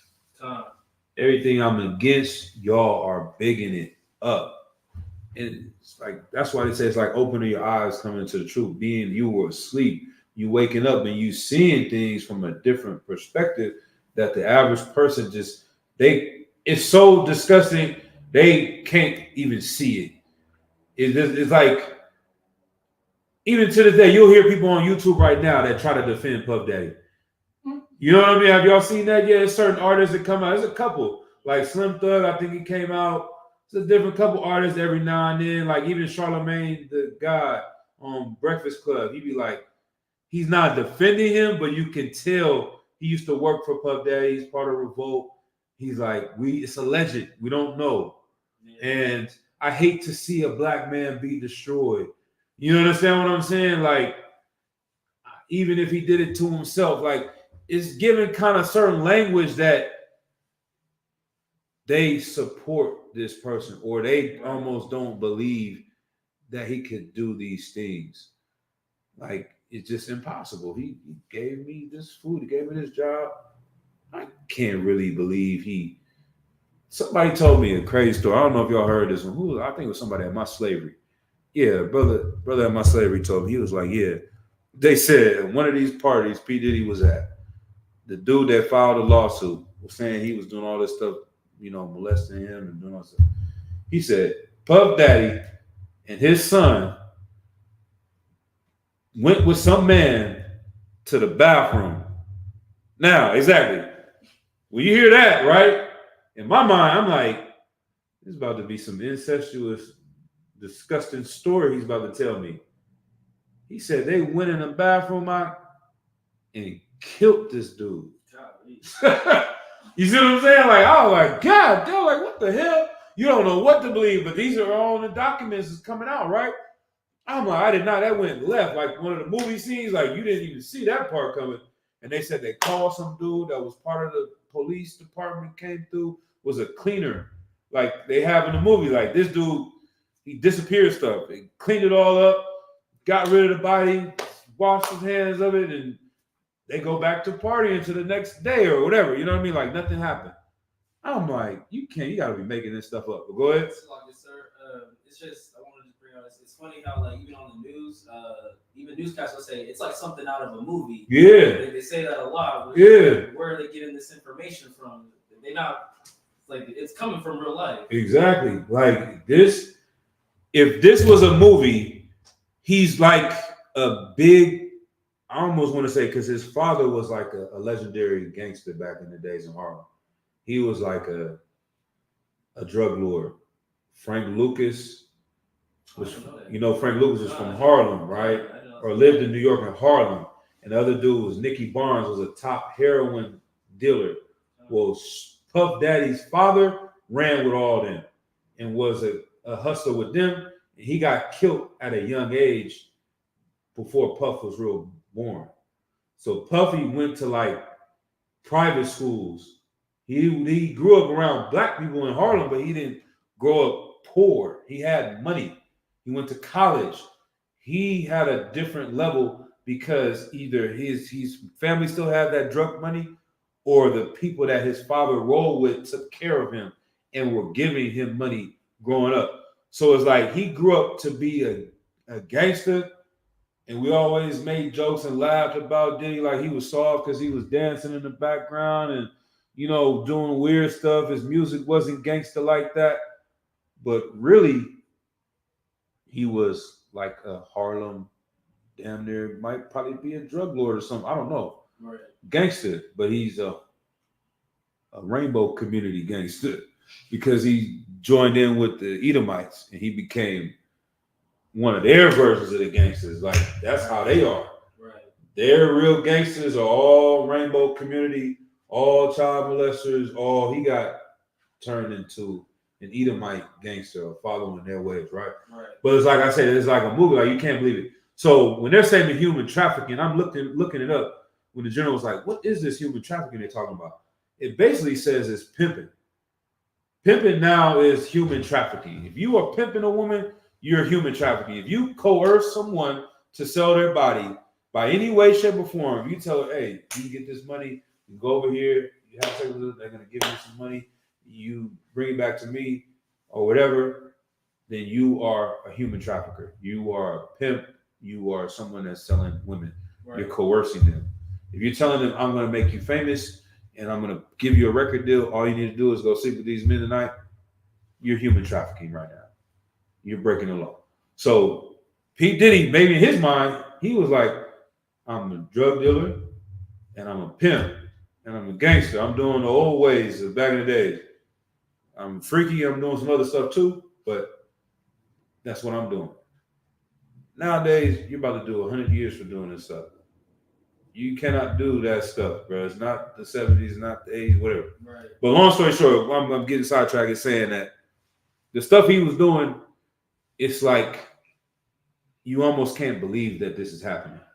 If somebody can't go to the Oscars one day in a suit and tie, and then the night before they just kill somebody in the bathroom. You just wouldn't believe, you know what I mean? The next day he's going and jogging and running and donating money to this charity and talking about vote or die or help the kids, save the kids. And then the night before he's raping some man.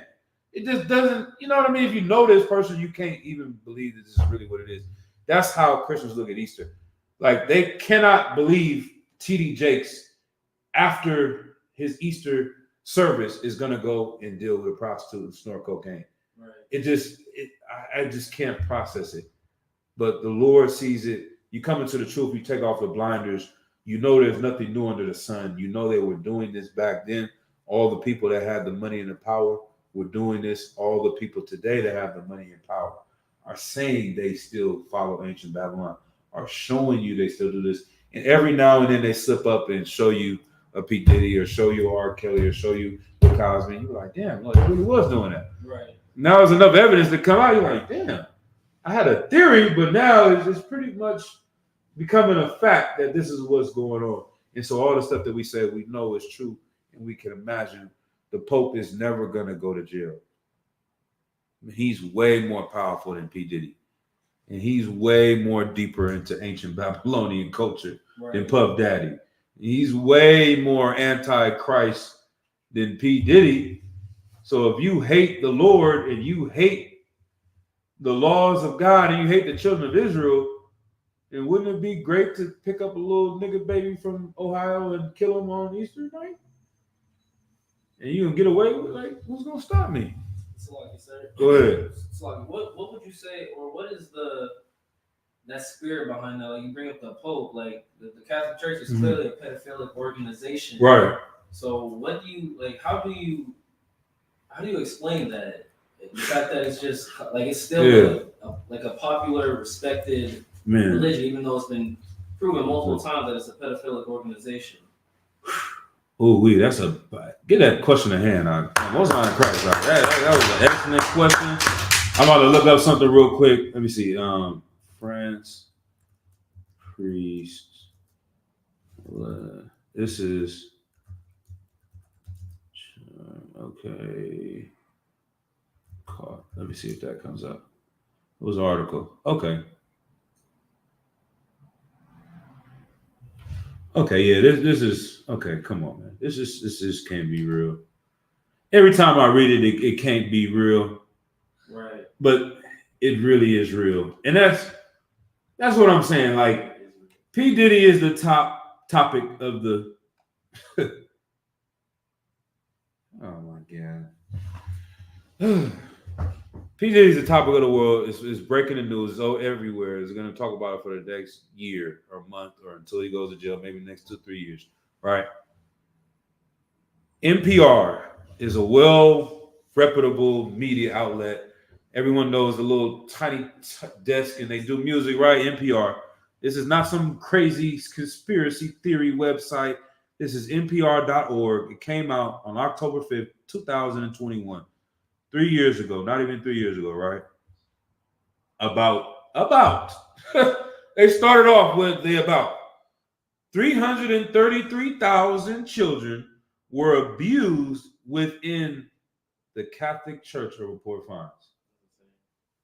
And that, y'all know how many people are in the Catholic Church? How many people are in the Catholic Church? So like, is it a billion? A billion people, right? I edited and cut out one word right here. Because out of a billion people, 300,000, that's a lot of children. Out of a billion people, but it's a small number out of a billion people. But I cut out one word. I'm going to read it one more time. About 333,000 children were abused within France's Catholic Church, a report finds. Not the entire Catholic Church. Not the Catholic Church that's in Spain, that's in Italy, that's in Brazil, that's in Mexico, that's in Guatemala, that's in America, that's in Canada, that's in India, that's in Russia, whatever, all over the world. Nah, just little bitty France. 330,000 children in the Catholic Church. Not 330,000 children got molested in the entire country of France. No, 330,000 children that show up to this building, this organization, got molested in the Catholic Church. This is a pedophile ring. I mean, what else could you describe that as? Where else can you do this at? P. Diddy sex traffic, let's say 100 women. He's going to go under the jail. Right. He's not coming home. How in the hell is this not all over the news? How is this not like the biggest thing since ever? You understand? Like, it should be on CNN. It should still be rolling in. We just arrested this person. We just kicked in the door. We just took this priest to jail. This person just got life. This person just got 50 years. This person was helping. This person over here. None of that's going on. No one's talking about it. It's not on CNN. And now your question was, why? Or Slovakia, like, why is it like not seen as what's the that behind the public not taking offense to this? The answer, you really want to know? Khan. It's on topic tonight. It's Easter. Khan. It's Christmas. Khan. It's they have put you into a childlike state that you love something no matter what happens around this time. Right. Because you will go to Thanksgiving dinner and everyone knows this uncle molested your sister, and you're going to sit at that table and you're going to eat that dinner because they molested your spirit as a child to love this day and to love these people regardless of what they did and what's really going on here. Right. What's really happening at Thanksgiving is your mom hates your auntie and they're about to fight and they're about to get drunk, and then they're gonna go in the back, and then these cousins are gonna go punch it out, and you ain't gonna talk about my mom. You ain't gonna talk about, they're about to fight on Thanksgiving. And you're like, this happens every year. Niggas can't do nothing. And you know what I'm saying? We can't get together. It's supposed to be about family and the kids. This is a horrible day. Really. You know what I'm saying? But they instilled you with this thing as a child that you love this. And that's the Catholic Church on a bigger scale. Is that you see the pastor as a holy man, right, and you had the day where he christened your child, and it was a good memory in your mind, and you saw him giving out food to the homeless, and you came to this big event on Easter, and they talked nice to you, and you went home and you had this day. Like, it's so ritualistic, it's so nostalgic, other words, like, you are ignoring the reality of it because you can't believe that these people are really doing this. It's one more thing. Like the PT is coming back to the same thing. It's like he's such a great man. It's almost unfathomable that, like I just told you on that story, and I don't even know. I ain't looked into it, but he went into the bathroom with his son and some man and shot him in the head, and then walked out like nothing happened. Like, unless I saw the footage of it or had a lot of evidence to prove it, which we probably can't get because they got rid of the body and all the evidence. So it's like either someone's telling the truth or someone's making it up. But giving him the reasonable doubt, you're like, okay, that probably didn't happen. It's a conspiracy theory.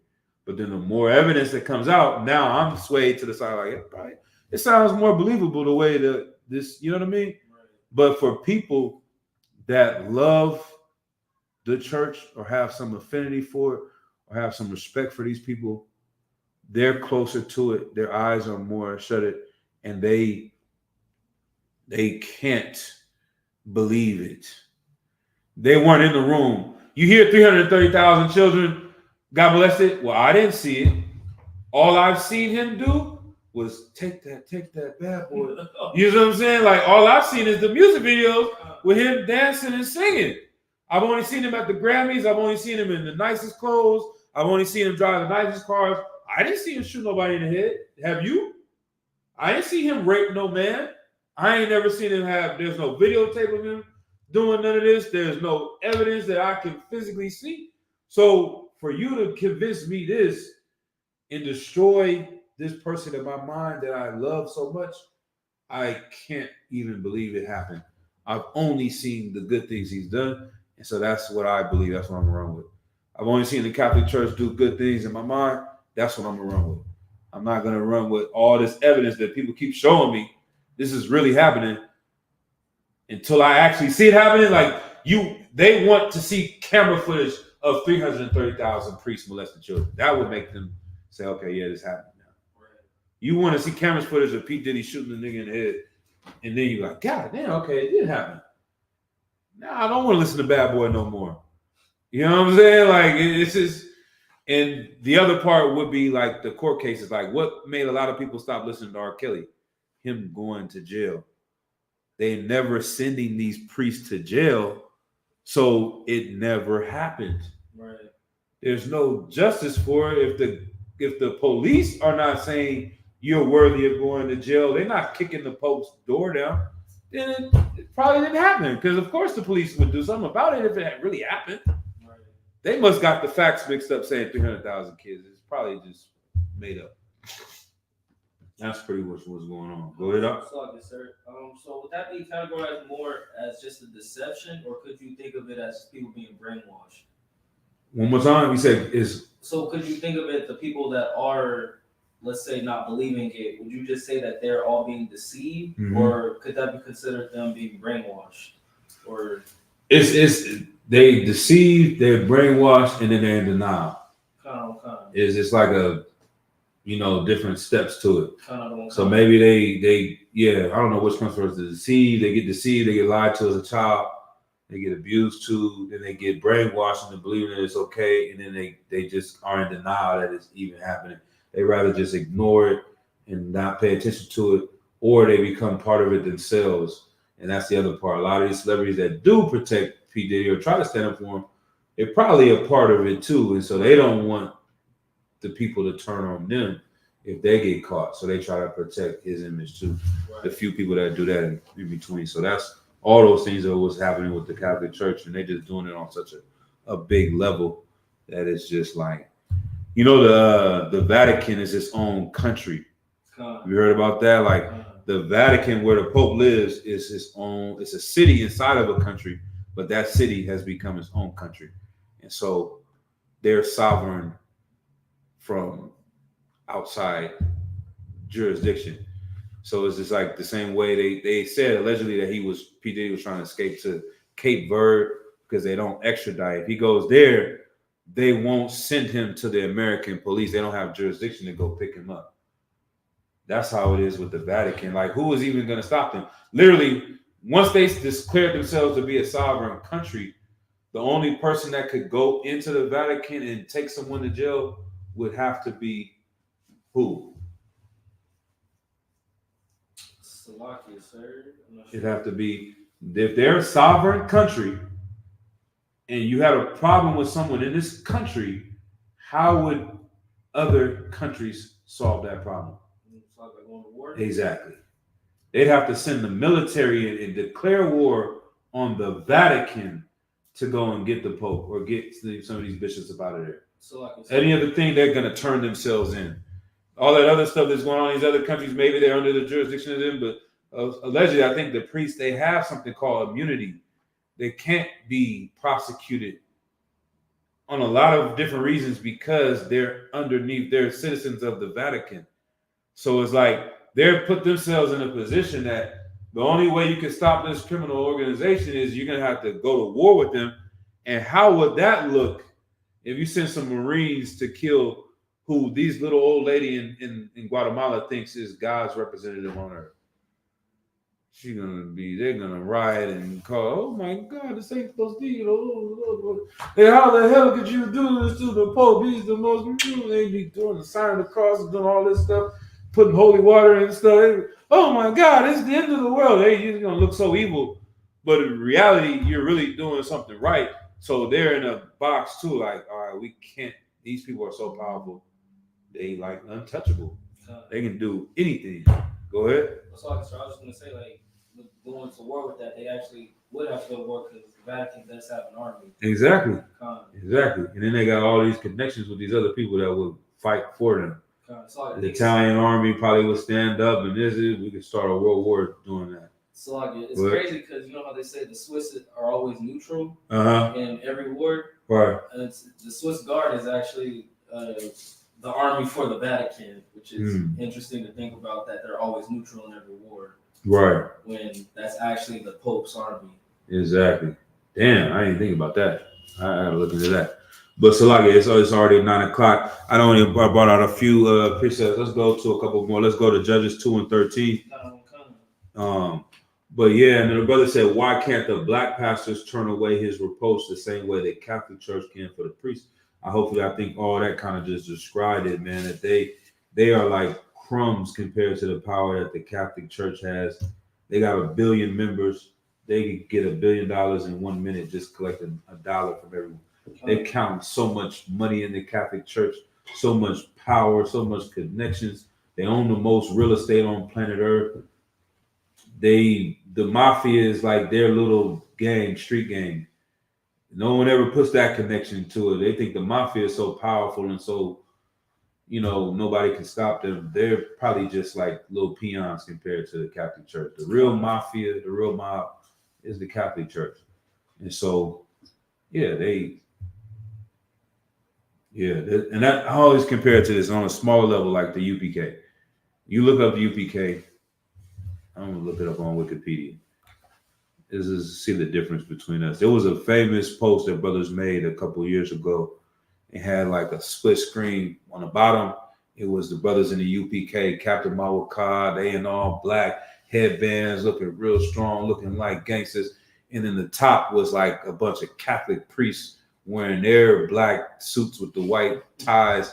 And it says, only one of these are real priests of the Lord, or something like that. Like in your mind, this is what you see as a holy man. This is really what a holy man looks like. Right. And so I'm going to Google what is ISUPK on Wikipedia. Never done that. So yep. And then you Google Catholic Church on Wikipedia. Which one should we go first? I guess. Yeah, let's go with us first. Israelite School of Universal Practical Knowledge. There's an American nonprofit organization and black supremacist extremist religious sect based in Upper Darby, Pennsylvania. The group is part of the Black Hebrew Israelite movement, which regards black people as the descendants of the 12 tribes of Israel. They never want to say, see how I hate when they do that too. They say the Black Hebrew Israelite movement. right.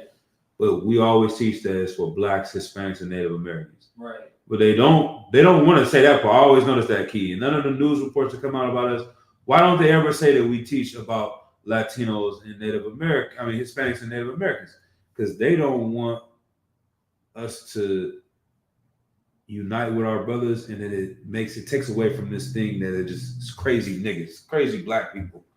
They want to stick on that. It's one of the crazy black people. They want to put black people on top of everybody and just rule the world. But it's like, nah, if you're saying we're so racist, then why, in their mind, Latinos are a different race? Why are we working with Latinos if we're so racist? If we're talking about a specific group of people, we're not just picking out everybody in the world. But that's another thing. Anyway, Salakia.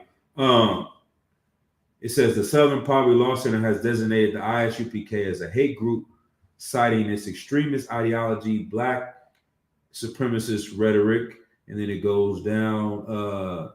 Skip down. ISUPK expounds extremist black supremacist, religious, anti-Semitic, anti-white racist beliefs as well as homophobic, transphobic, and sexist beliefs. All right.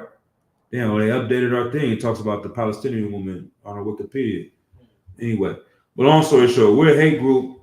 We're extremists. We're homophobic, transphobic, religious, anti-Semitic, all these things. Now, what does it say about the Catholic Church? So the Catholic Church, also known as the Roman Catholic Church, is the largest Christian church with 1.37 billion baptized Catholics worldwide as of 2021. The core beliefs of Catholicism are found in Nicene Creed. Right. The Catholic Church teaches that it is the one holy Catholic and apostolic church founded by Jesus Christ. God damn. And his Great Commission. Right. He And said that was like it. It says it's got 1.378 billion people. It has played, it's the oldest and largest international institution. Has played a prominent role in the development of Western civilization. I don't know what else I see. I don't know if I'm reading at a different part. I see you skip down a little bit.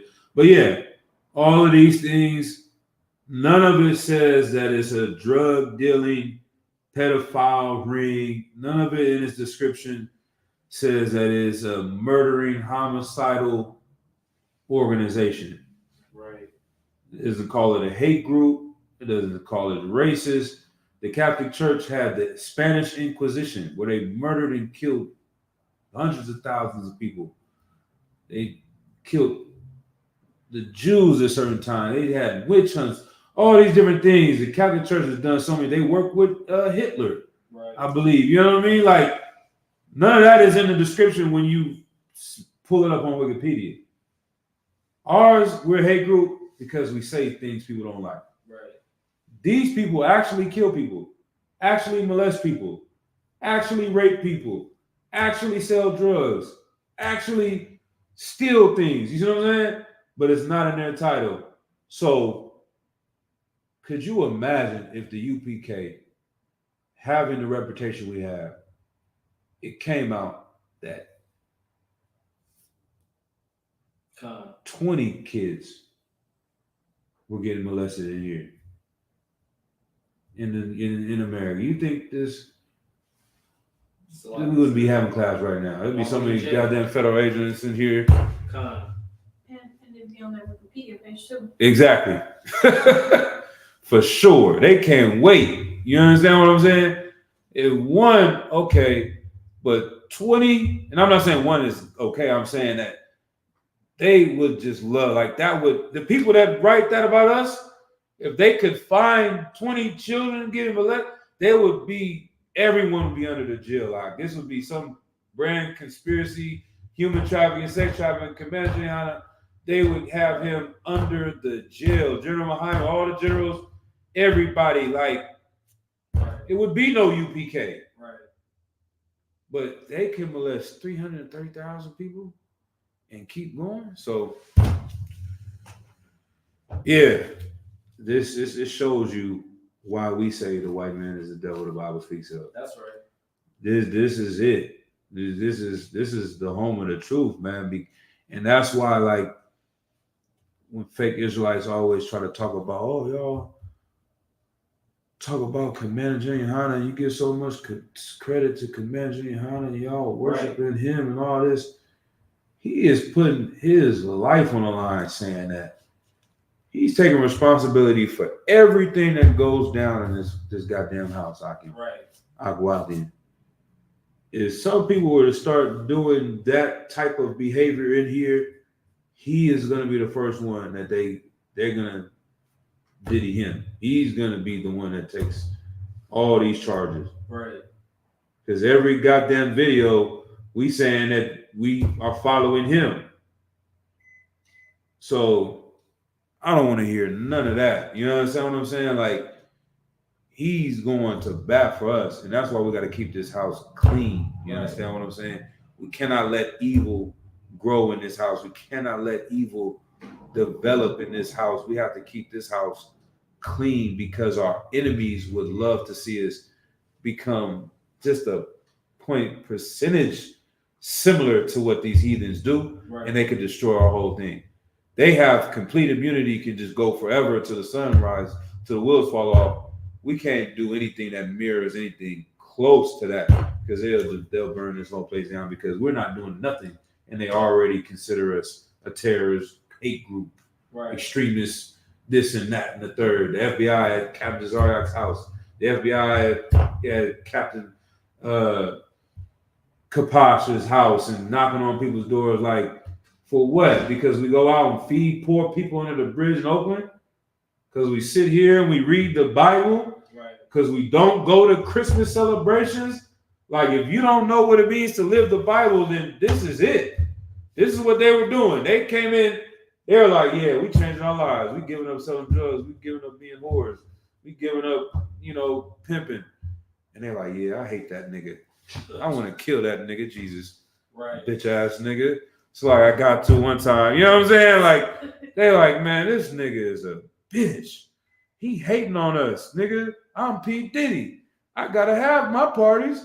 I gotta get high. I gotta tell these women they need to sell their body. Like, you come around here trying to stop me? I'm about to kill. I'm gonna set y'all up. I'm gonna do something, man. Us doing this, we're going against everything they represent, and they hate it. And it's the little things that we might think are small and minute, like Christmas, like Easter, but those are really the biggest things for them. And like I said, that Christian church biggest day is Easter. They're gonna make a whole lot of money this coming Sunday. Right. They're gonna make millions of dollars literally in 24 hours, and they're gonna use that money to further destroy our people the next year after that. So they're completely waiting and dependent on these days to happen. And that's why the least we can do is take ourselves out of it. And it was so much talked about in the Bible because the Lord seen all this coming. You didn't see that 1,000 years ago, but he saw those 300,000 kids get molested coming down the line. So like in France alone. Exactly, in France alone. So how many other millions of children? And then how many all the other, that's just one era of their criminality. Like, you know what I mean? They got, what's that place called? I'm in the class right now. I'm going to get like 3 precepts and then we're in the class about 5 more minutes. But one section, what do they call that? Like firearms and like one government agency, they come, tobacco and firearms. You know what I'm saying? Like, when there's a big criminal gang, they bring the FBI, they bring tobacco and firearms, they bring the ATF. Oh, that's what the ATF, right? The same thing, right? Ammunition, tobacco, firearms, something like that, right? And they bring the local police, and they bring the sheriff department, and they bring the CHP, and they bring like all these the DEA, all these different government agencies that follow crime. Like the DEA's regular day is just focusing on drugs, and the tobacco and firearms, they just focusing on guns. You're such a big criminal organization, we're bringing all of them to come get you because of what you're doing. When you're hearing about the child molestation, that's just one part of the crimes the Catholic Church is doing. That's not it. They're doing all these other things too. They need all these other agencies to come and get them, but that's the only ones that we're hearing about. Right. You know what I mean? But yeah, so like, go ahead with what I asked for. Judges 2 and 13. The book of Judges, chapter 2, verse 13. Right. And they forsook the Lord and served Baal and Ashtaroth. Right. This is what we were doing back then. We forsook the Lord and we served Baal and Ashtaroth. Baal is an ancient Babylonian god. We're always dealing with the same thing, and that's what people are doing to this day. They're going to go serve Baal and Ashtaroth on Easter Sunday. Keep going. Verse 14. And the anger of the Lord was hot against Israel. Right. And he delivered them into the hands of spoilers that spoiled them. Right. And he sold them into the hands of their enemies round about. Right. So P. Diddy gonna celebrate Babylon. He gonna celebrate Easter. He's gonna start molesting children. He's gonna start selling women. He's gonna do temple prostitution. The Lord's gonna deliver him up into slavery, into prison. You gotta go to jail. You want to be like these heathens? You're not like these heathens. You're not connected as you thought you were, and you're gonna be just like the niggas that you tried to escape and that you hate. You understand? You're gonna go to jail, the same place you were worth $1 billion last year, and you're gonna sit in a cell next to somebody from Compton, from Harlem, that didn't have a dollar to his name, and y'all gonna be the same. Y'all eat the same food. Y'all gonna sleep on the same bed. Well, knowing Diddy, literally, they might be in the same bed. But Salaki, you know what I mean? No Diddy. Pause. No, But yeah, he gonna be doing the same thing to the people that he got rich off of and abused for so long. But we can't escape our judgment like the heathens, following them. That's why we always get punished. The Lord's angry at us, and we say, "Oh, they can do it. Why can't we do it?" Because we're the Lord's chosen people. Right. Diddy cannot do these things and get away with it and ride off in the sunset. He is an Israelite. He has to pay. You know what I'm saying? Keep going. Is anything else on that? So that they could not, Yeah. so that they could not any longer stand before their enemies. Right. You're not going to be strong. You're going to have to bow down. You're going to have to be weak before your enemies. Because these people hate you, and they probably were telling him you can do this and get away with it. At the same time, they were setting them up to make him fall down. All right. Let's oh yeah, we can skip that. Let's go to 1 Samuel 12 and 10. One more after that. It's 9:11. What did the brother say? Slocky God Deport was teaching his sister about the Bible. The other day when I pulled up on her, I asked him, what was he doing? He said, teaching her that Christ founded the Catholic Church there. Yep. That's what they say. They say Peter was the first pope of the Catholic Church, and that they're in a direct lineage, that this pope came from Peter, who walked with Christ. And they also teach that the pope is infallible, meaning he cannot sin. He cannot do anything wrong. He literally is Christ on earth, walking around representing Christ. Right. What's like it? Yeah. There's a specific, they call it, I can't think of the name, but they actually say like, not the vicar of God? Yeah, the vicar, yeah. Of God, The viceroy, the vicar, like he's holding the scepter that shows you're the king or you're the ruler, representing Christ on earth type. Yeah, that's definitely what they teach. It's like 12 and 10. Yeah, kind of. It's the book of 1 Samuel, of. chapter 12, verse 10. Right. And they cried unto the Lord and said, we have sinned because we have forsaken the Lord, and we have served Baalim, and Ashtaroth. But now deliver us out of the hand of our enemies, and we will serve thee. You know what's going to happen when this brother goes to prison? What do you think is going to happen to him when he goes to prison? What based off this precept, we have 1 Samuel 7 and 4, right? Slocky, sir. Okay. He's going to become a Christian. Exactly. He gonna really pray to the Lord that time. Like, if they lock him up, he gonna try to pray to the God of the Bible. And he's gonna try to ask God to get him out of this situation. After doing all that stuff. Right. At the end of that, he's gonna try to return to the Lord some way, shape, or form, right? That's what people do when they go to jail. Right. They always do that. So, right. So read verse 3, Salakia. So verse 3. Right. It's the book of 1 Samuel, chapter 12, verse 3. Mm-hmm. Behold, here I am. Where are you at? 7 and 3. Oh, 7 verse 3. Yeah. 7 and 3. So if I said something different. This is the book of 1 Samuel, chapter 7, verse 3. Mm-hmm. Verse 3. And Samuel spake unto all the houses of Israel, right, saying, if ye do return unto the Lord with all your hearts, then put away the strange gods and Ashtaroth from among you. Right, like you were following these guys because you felt like it was going to make you successful, it was going to make you wealthy. That's where the superstitions come from. Because that's how they finesse you. When somebody's trying to sign a record label to join P. Diddy and Bad Boy, he has $1 billion. And he tells you he's in this Illuminati or whatever, and he's saying, we worship Ashtaroth. So you're like, damn, I want to be rich too. Maybe this Ashtaroth really is working. and you go and follow it. You see what I'm saying? That's why they do it. They become superstitious. They believe, okay, the God of the oranges, and every time they pray to the God of oranges, they do that little circle 3 times, the oranges keep growing. They got more oranges, and they wealthy, and they got money and power. So y'all niggas broke over here. Look at this little ass building. Look at this little Passover y'all got. Look at y'all ain't got no money. Look at the cars y'all drive. Y'all broke. God can't be with y'all. Right. God gotta be with P. Diddy and Asherah and Babylon and Easter in the Catholic Church. That's gotta be the true power. And he's telling them, because we got finessed the same way. You gotta think about a simple, simplistic mind. Country people, we country folk, we farmers, we shepherds.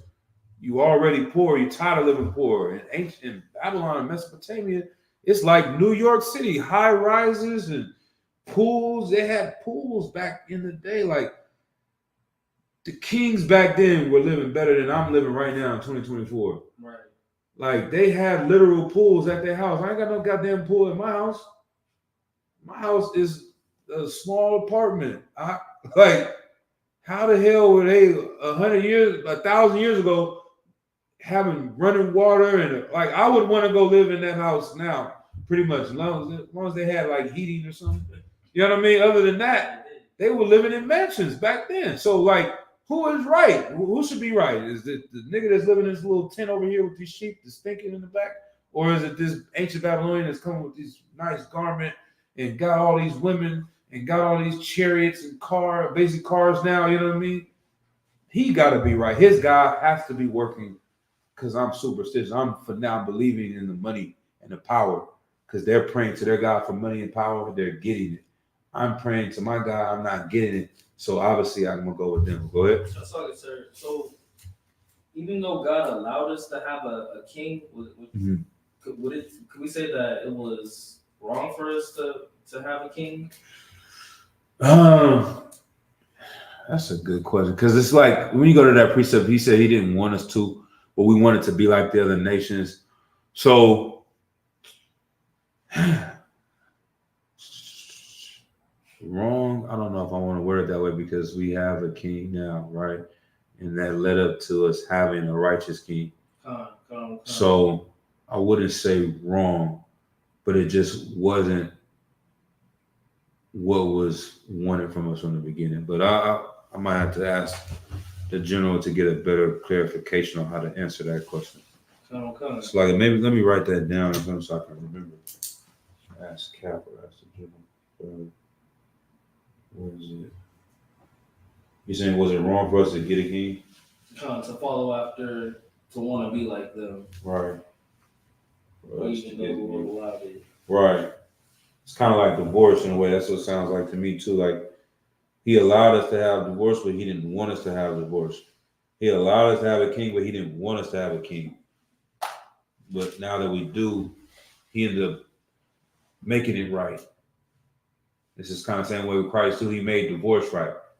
Under the law, you can't have divorce, but that's not what he wanted. So now you learn from Christ how not to get divorces anymore, even if it was technically lawful. And we're not supposed to have a king, but the Lord made it right because he gave us a righteous king that's never going to end. So he fixed it. So that's the best answer I can give you right now. I'll ask this with a little bit more clarity on that.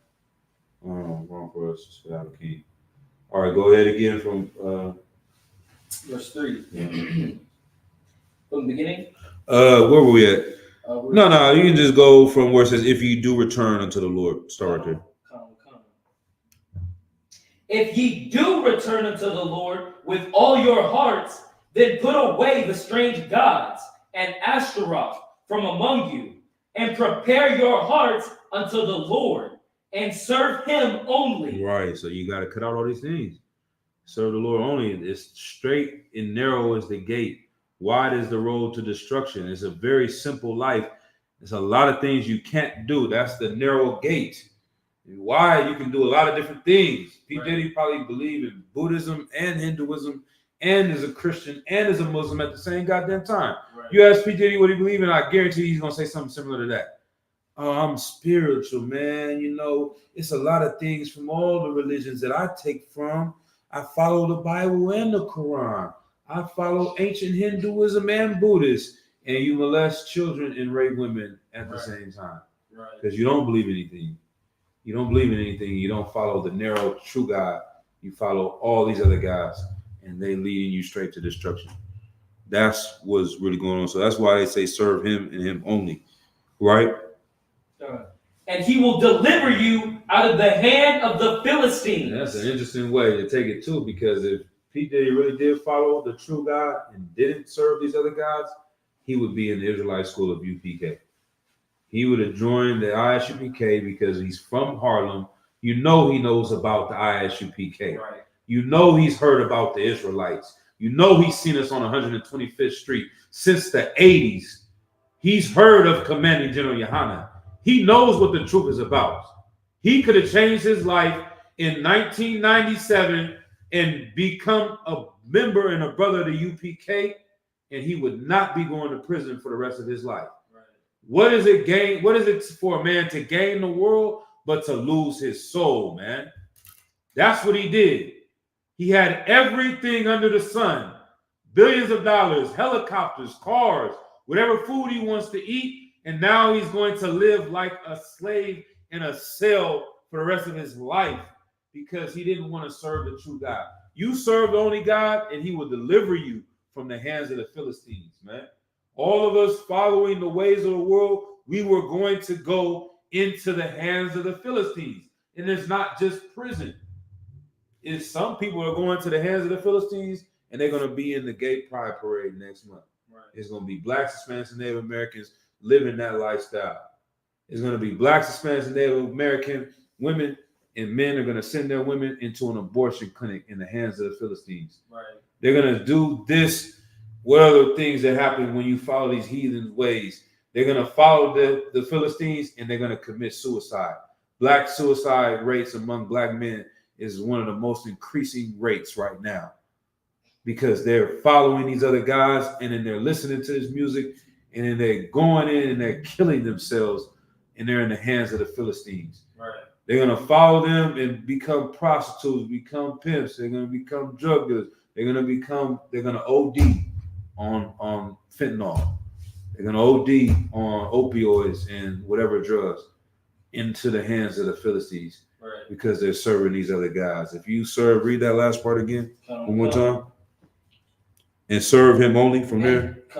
And serve him only, and he will deliver you out of the hand of the Philistines. All right, that's what we're doing in the UPK. We was all headed towards this path. Right. We not better than P. Diddy. We know, I ain't gonna say it like that. It's like no Diddy on that, but we are not better in essence than him because we could have all done something.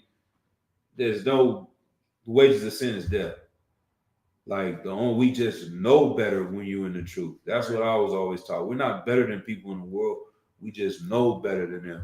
Now, obviously, he was taking it to another level with his evilness. So I hope none of us was even close to it, even though. But I'm just saying that, in essence, the Lord could have delivered us into the hands of the heathens the same way, in all those different ways I just explained. Right. But we got delivered by following the Lord, and that's what we're trying to offer to the people out there. You know what I'm saying? And no final cry. And that's what we're trying to offer to the people out here is a way out and don't fall into these traps of what these heathens are trying to teach us. And so that's that. Blah, blah, blah, blah. One last one will go on this one. Let's go to this is what I'm talking about. I'm gonna make it work. Job 15-16. I like this precept. I probably could have brought it out a little bit earlier, but that's it. We out of here. This is the book of Job, chapter 15, verse 16. How much more abominable and filthy is man, which drinketh iniquity like water. Right. Like we are in this culture, we drink sin like it's water. And y'all know how it is to work out or to run or to be thirsty and not have any water. Like that feeling that you get when you have a nice cold bottle of water or whatever, like that's how we consume sin in this place. You know what I'm saying? You ever play sports and that you run and get that Gatorade or that bottled water. It's amazing. That's how we treat sin. Like that's rap music. It glorifies sin like it's amazing to commit. And that's what we have learned in this place. We got to turn from that and get away from that. What does the next verse say? Verse 17. I will show thee, hear me, and that which I have seen I will declare. Mm-hmm. Which wise men have told from their fathers and have not hid it, unto whom alone the earth was given, and no stranger passed among them. The wicked man travaileth with pain all his days, and the number of years is hidden to the oppressor. A dreadful sound is in the ears.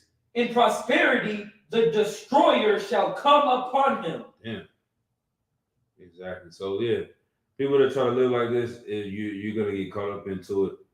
And so that's the same thing, man. Everyone, this is our time, obviously, for these people that are on the lower levels of Israelites that are living evil, following these heathens. They're gonna pay for this right now. The Catholic Church is gonna pay for it too. Right. The cold part about it is that the odds of Venezuela going to war with the Catholic Church and kicking down their door and saying, we're tired of you sending priests over here, that's not going to happen. So the only person that's going to bring justice to them is going to be Yahweh Shai Mashiach. That's right. And the angels. You know what I'm saying? They're going to kick in the door of the Vatican and destroy them for this evil that they're doing. This is the patience and the faith of the saints. Is what we're waiting for. Right. Babylon is falling. It's all together, man. Easter, Babylon is falling. All the stuff that's going on in the world, the same way. It's a shocker to see this great black man, quote unquote, fall down. Is how it's going to look when these heathens fall and Christ brings justice to them, man. So that's what we are waiting for. And I was talking to the brother Tazabah the other day, dealing with different situations in our slavery, just the oppression. People giving us these fines from Fast Track. You got to pay $1,500 and this. I'm like, we got to pay this stuff now. And I hate that we have to do it, but we're going to get it all back. Right. You know what I'm saying? The same way they taxing us when we might miss a little payment here. And now they putting extra fines on it. And now you got to pay more and more and more. And you can't move around or they're going to take your car from you. All this thing the Lord is seeing, like, man, you oppressing my children. Y'all gonna pay for this. So with that, you know what I'm saying? We getting closer and closer, man. We're gonna see more stuff like this happening these days. You know what I'm saying? So with that, we'll go ahead and close out the class. I always go over so long that for time's sake, I'm just gonna end it again. Shalom, Yahweh Shai with a thumb to all the brothers. Yahweh Shemala Thumb Hashem Yahshai to all the sisters. All right, back to Smith.